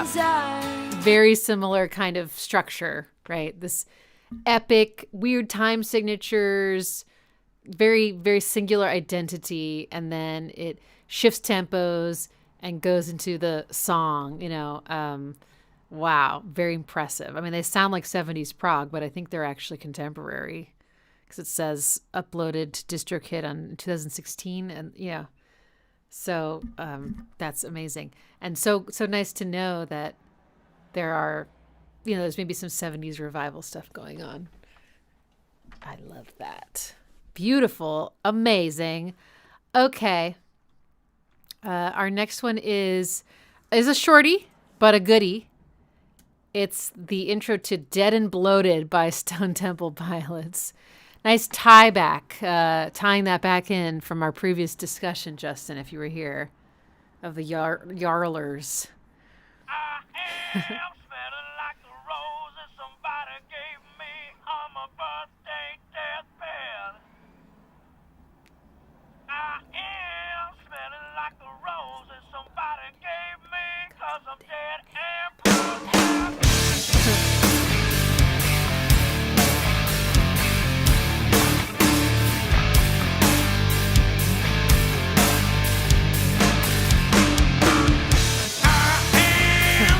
Yes.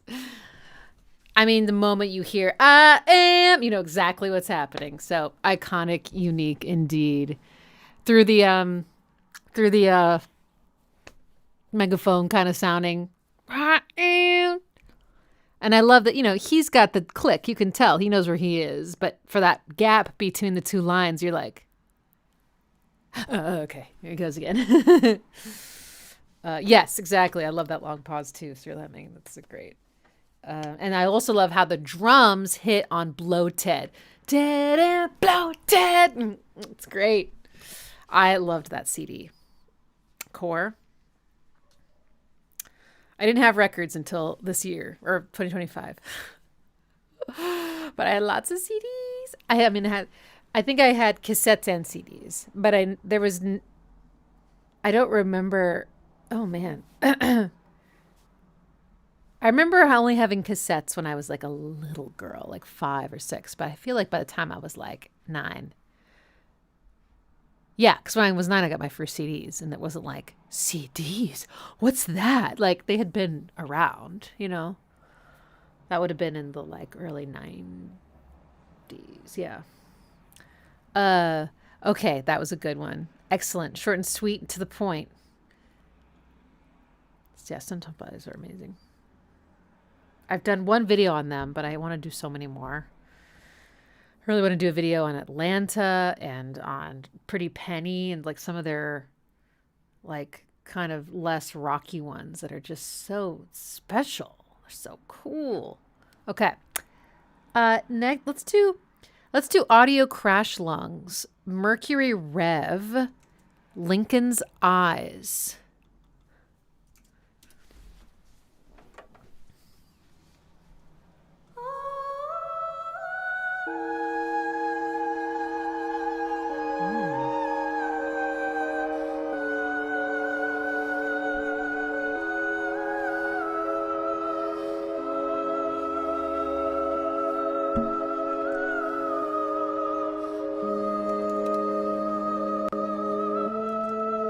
What explodes like a fractal, pops like a light bulb, looks really awful at 4 in the morning, moves with a dead stare, coils round your ankles, fangs long as neckties and strikes without warning.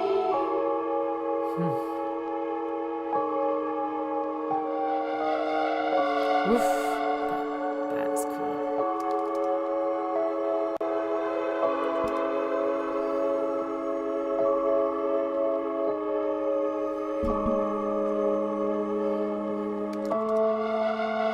What implodes like a zeppelin, cracks like pavement, smokes in the basement and knows when you're lying, comes to a dead stop, forgives you Nice.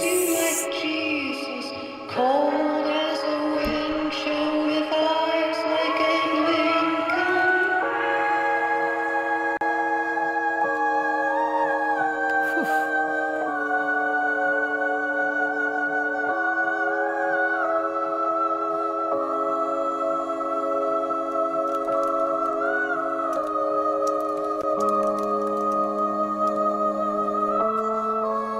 What is dark like a birthmark? Pull I'm guessing this is. Okay, I'm sorry. I did stop it a little too early, but we're running really low on time, so I'm gonna, if that's okay. It sounds like it goes a little longer with this, and then arc length contracts to a drums start to come in, and then it hits us. lives in your soul and loves you like I do. Wow.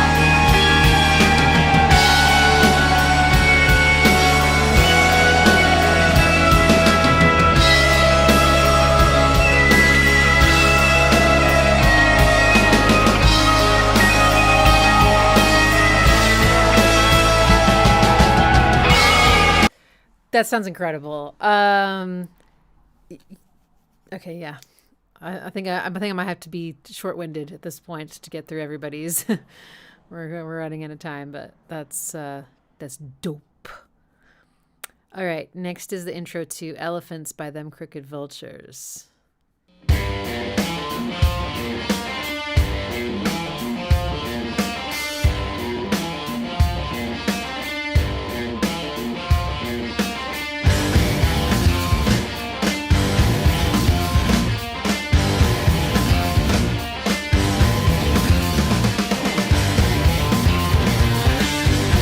We got riffs. Hey, we got riffs.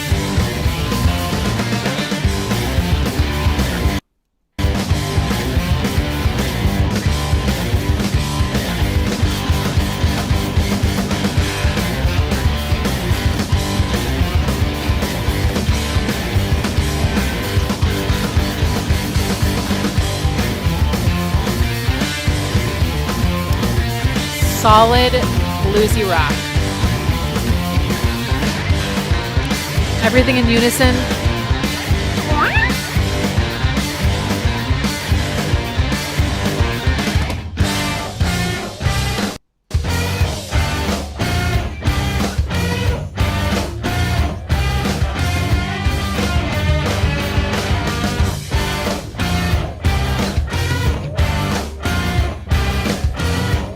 There's sleigh bells.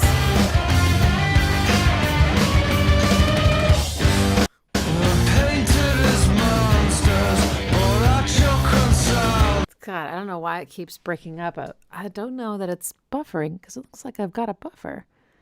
but that keeps happening today. I'm so sorry. I'm losing my voice. For realsies. What's going on? But yeah, everything's in unison. It's all, I feel like that's maybe a very bluesy thing to do. I'm not sure though. I'm kind of just guessing. I'm just sort of throwing that out there.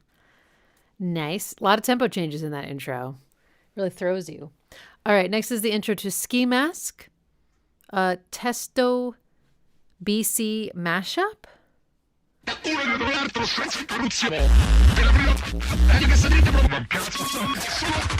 Bella. Oh my.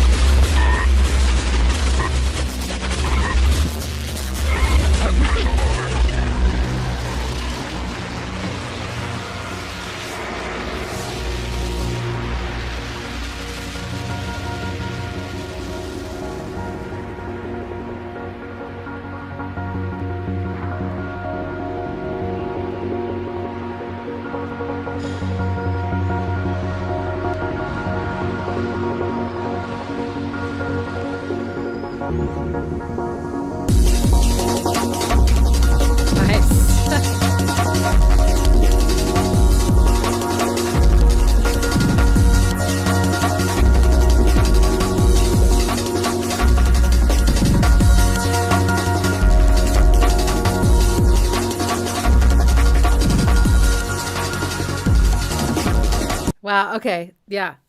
The intro is very, it's like garbled and disorienting, and, you know, you're kind of having a freak out, a little bit of a meltdown. And then all this order comes in, the order being the breakbeat. Very, very cool. I really didn't know what was going to happen. The intro wasn't like, I'm going to tell you a little bit about where we're going. It's like, and then like, hi. Hi, I'm breakbeat. Anyway. The next intro is 4, No Joy.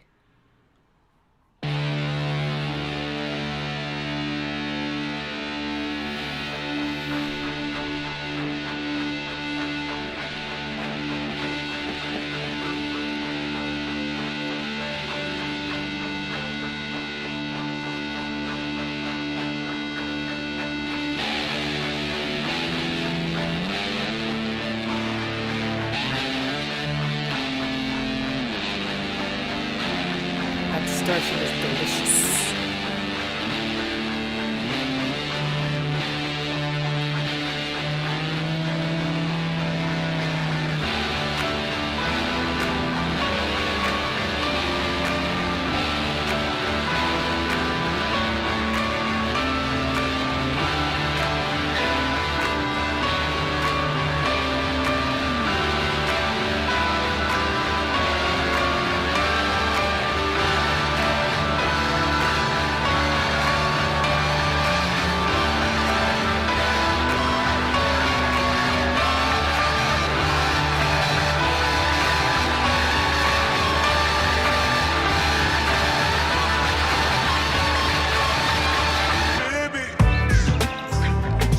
Wow.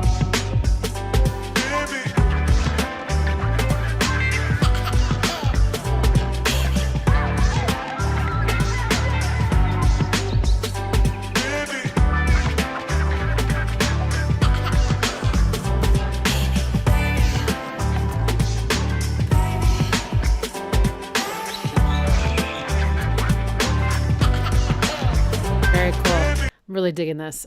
Yeah, I'd love to listen to the rest of it, but intro feels like it has a different identity, I would say, than the rest of the song. I mean, they certainly sound connected, but the distortion and the lack of the groove, which is such a huge part of the actual song, it feels like a different side of what they're trying to express in this track, or something like another facet of the same thing, something that maybe hurts more or is overwhelming, or, you know, it doesn't, to me, it sounds like both comforting and terrifying, that intro. And then it breaks open into something that feels more casual and easy. Interesting. All right, our next request for an intro is from Kiss Me, Kiss Me, Kiss Me by The Cure.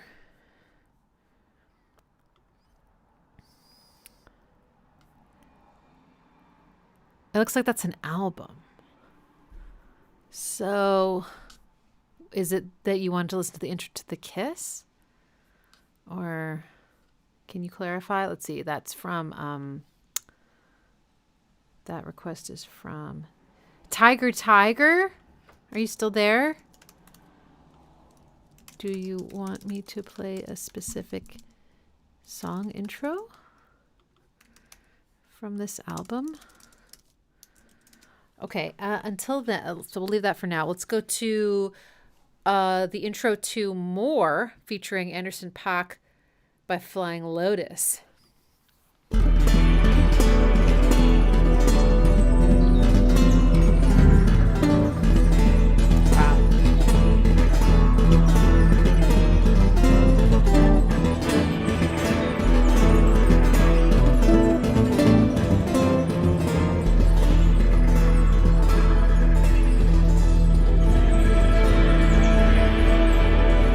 Oh, I'm sorry. You said that. You even said that.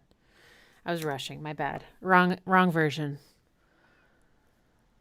Let me just search for it on streaming. That way I don't have to worry about music videos. But that is cool, though. All right, let's try this. Oh, God. Oh, I've heard this. Oh, where'd you get the day from? And get it off me and shine. Ooh, they did you wrong. Look at your heart broke. You don't need it more than me though. Come on, the gold chain. What's in your pocket? Come on, a little tennis brace. Don't deal about little pain. Look at the cars. Look at your balls off. Get it off me. Nice. Yes, Lord. Someone hit me the other day for a ride. Yeah, that definitely has its own identity. It's slower, and it has almost a different, almost like 6 beats. Whenever I hear like odd number of beats, it definitely, I know 6 is an even number. I should say it's like when you hear something that, like in 3, a multiple of 3, it can feel very odd, or just like 6 can feel like 4 plus 2, which again, those are even numbers. But I guess I mean, it almost feels like the second measure got cut in half, and that's why it's only 2 instead of 4. So it just has that same feeling that like odd time signatures do in my mind. Not exactly. It's like, well, yeah, ish.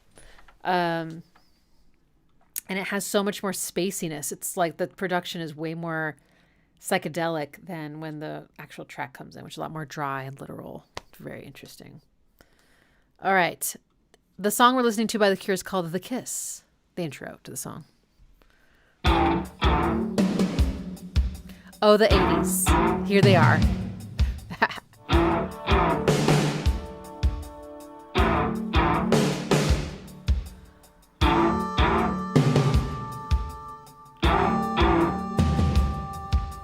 Harmonica? Or a fake one?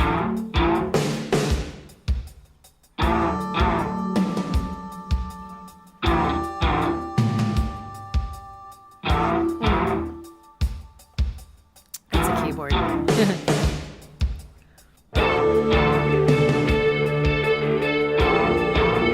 Oh, flat 6.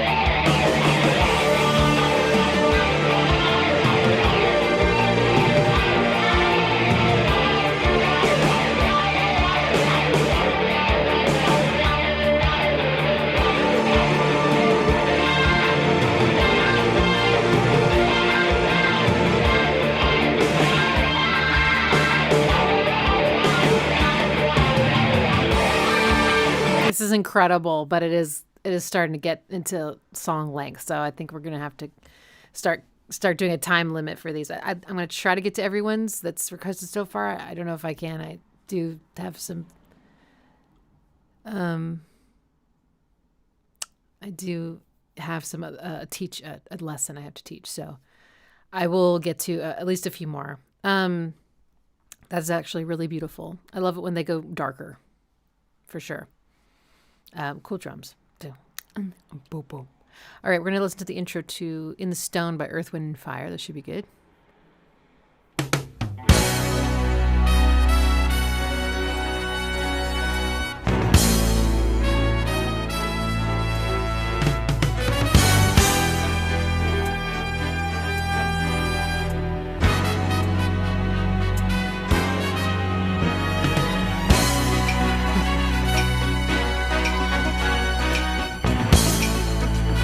So epic. The horns.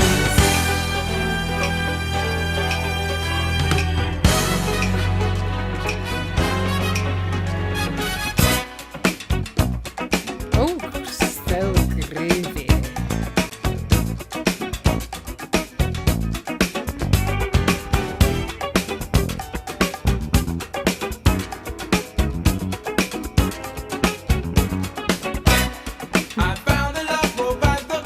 Nice.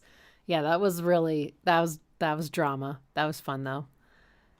The next one we're gonna play is Drala, Gilded Cloud.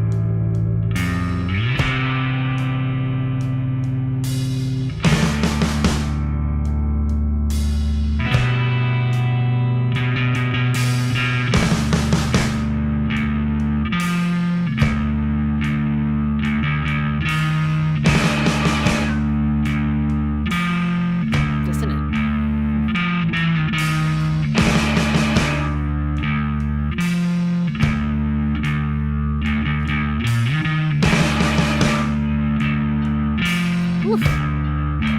Something's broken.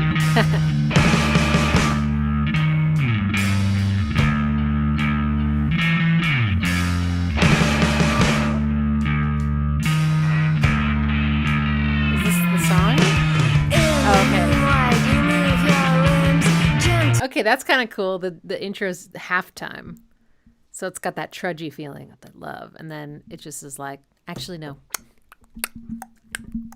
When the song comes in, very different vibe. Aw. Baby Pax went over to cuddle with Milo, and she put up with it for a little bit, and then she left. Sometimes she loves it. Sometimes she's like, not in the mood, guy. Hi, sweet boy. All right, we're going to listen to a little bit of Swans, The Merge. Hopefully this... I love you, Mommy.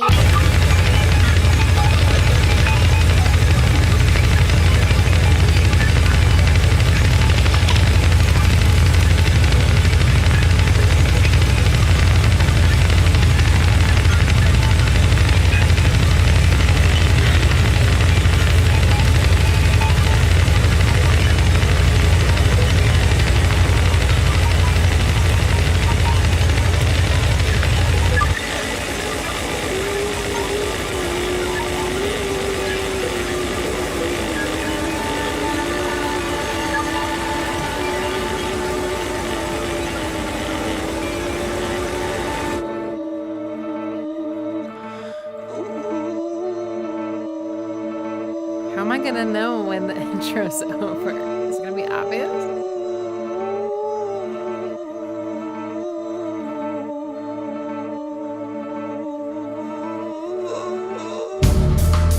Okay. That feels like the song's starting, right? Got that vibe. Hey, for everyone who just participated in my waltz musical challenge on Patreon, this is in 3/4. I think so.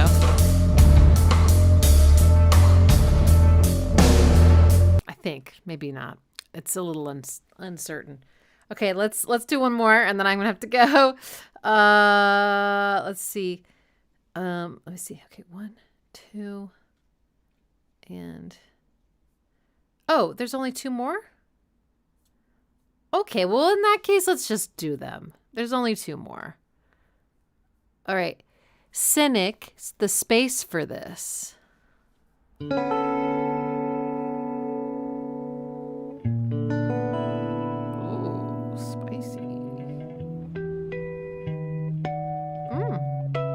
mind if I do. Harmonics.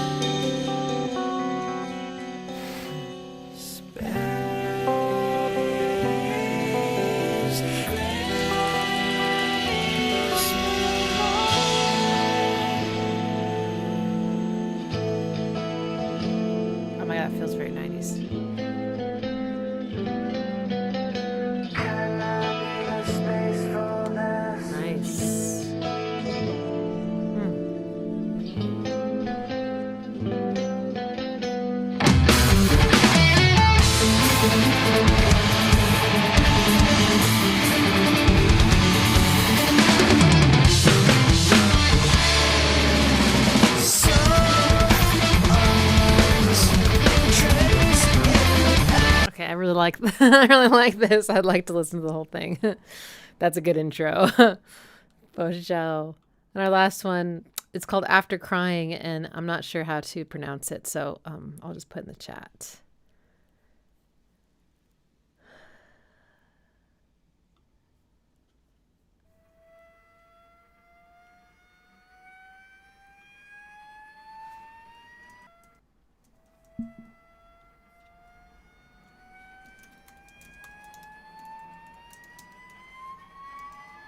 That sounds like a violin or something.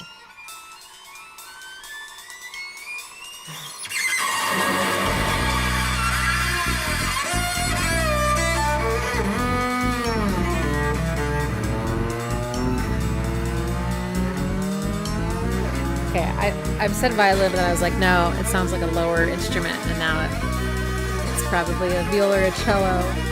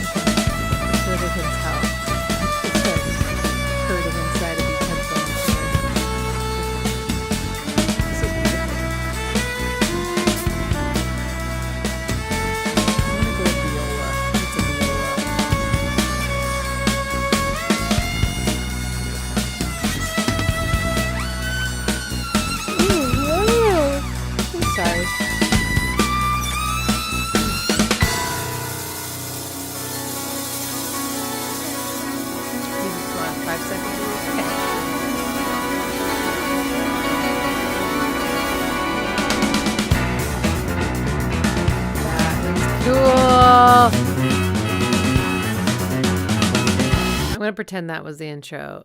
I'm not sure if that's really the spot, but it felt like it.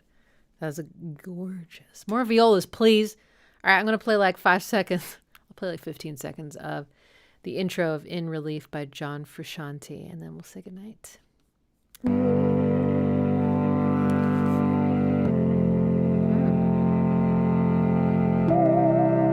Oh, I like it so much.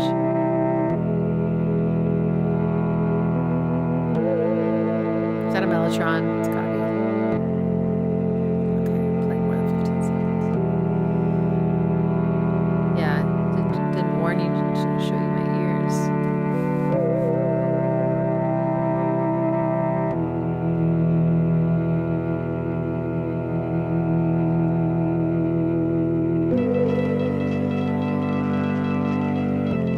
I'm curious.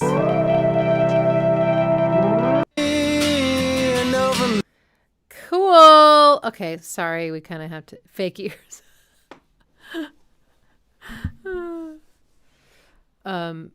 All right.